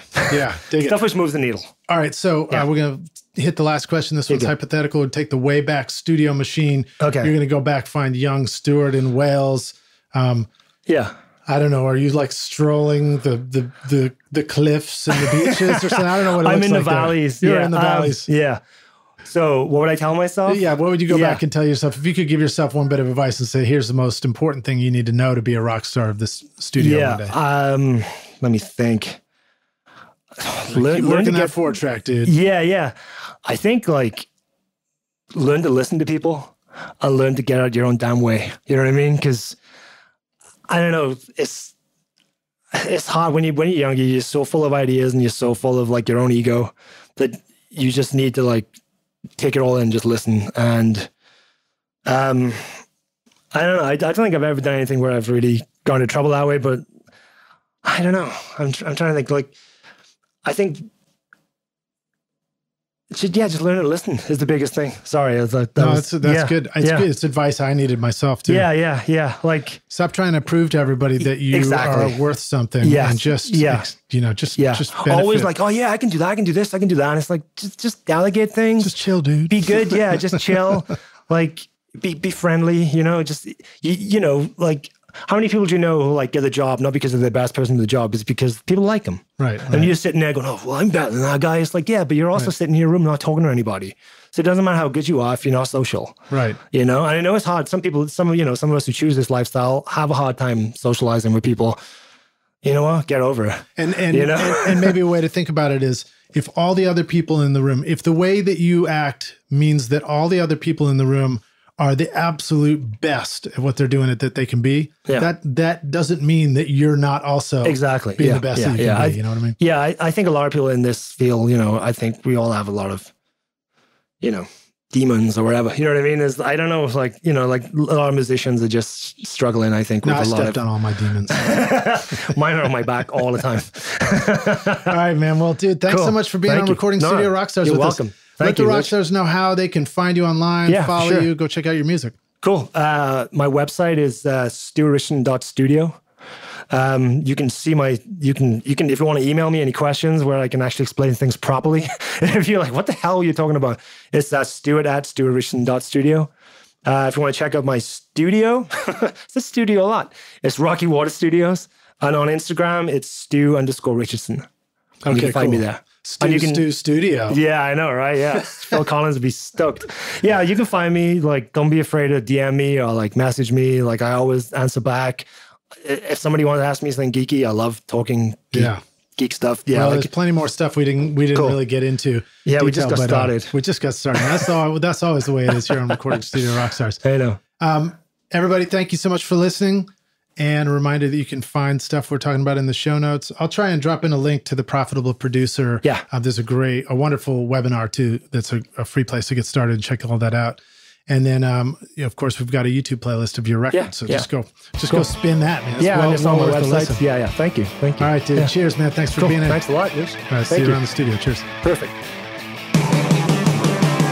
Thanks so much for listening to Recording Studio Rockstars. If you enjoyed the show and want to help make it better, then please share this episode with your friends on social media and leave a rating and review on iTunes to help the podcast reach more rock stars like yourself. You can click directly over to iTunes or go to rsrockstars.com/review for an easy explanation. Also, remember to hit the subscribe button to keep up with these weekly episodes. And if you're ready to make your best record ever, then head over to Recording Studio Rockstars Academy, where you can start with my free mixing course at mixmasterbundle.com. Look for the link in the show notes. And if you want more free content from Recording Studio Rockstars, all you have to do is go to rsrockstars.com/email. Again, that's rsrockstars.com/email to enter your name and email, and I'll keep you in the loop with articles, videos, podcast updates, and even free gear giveaways for your studio, all totally free. Thanks for listening, and thanks for being a rock star. I'm Lynn, and this is Recording Studio Rockstars. Now, go make great music.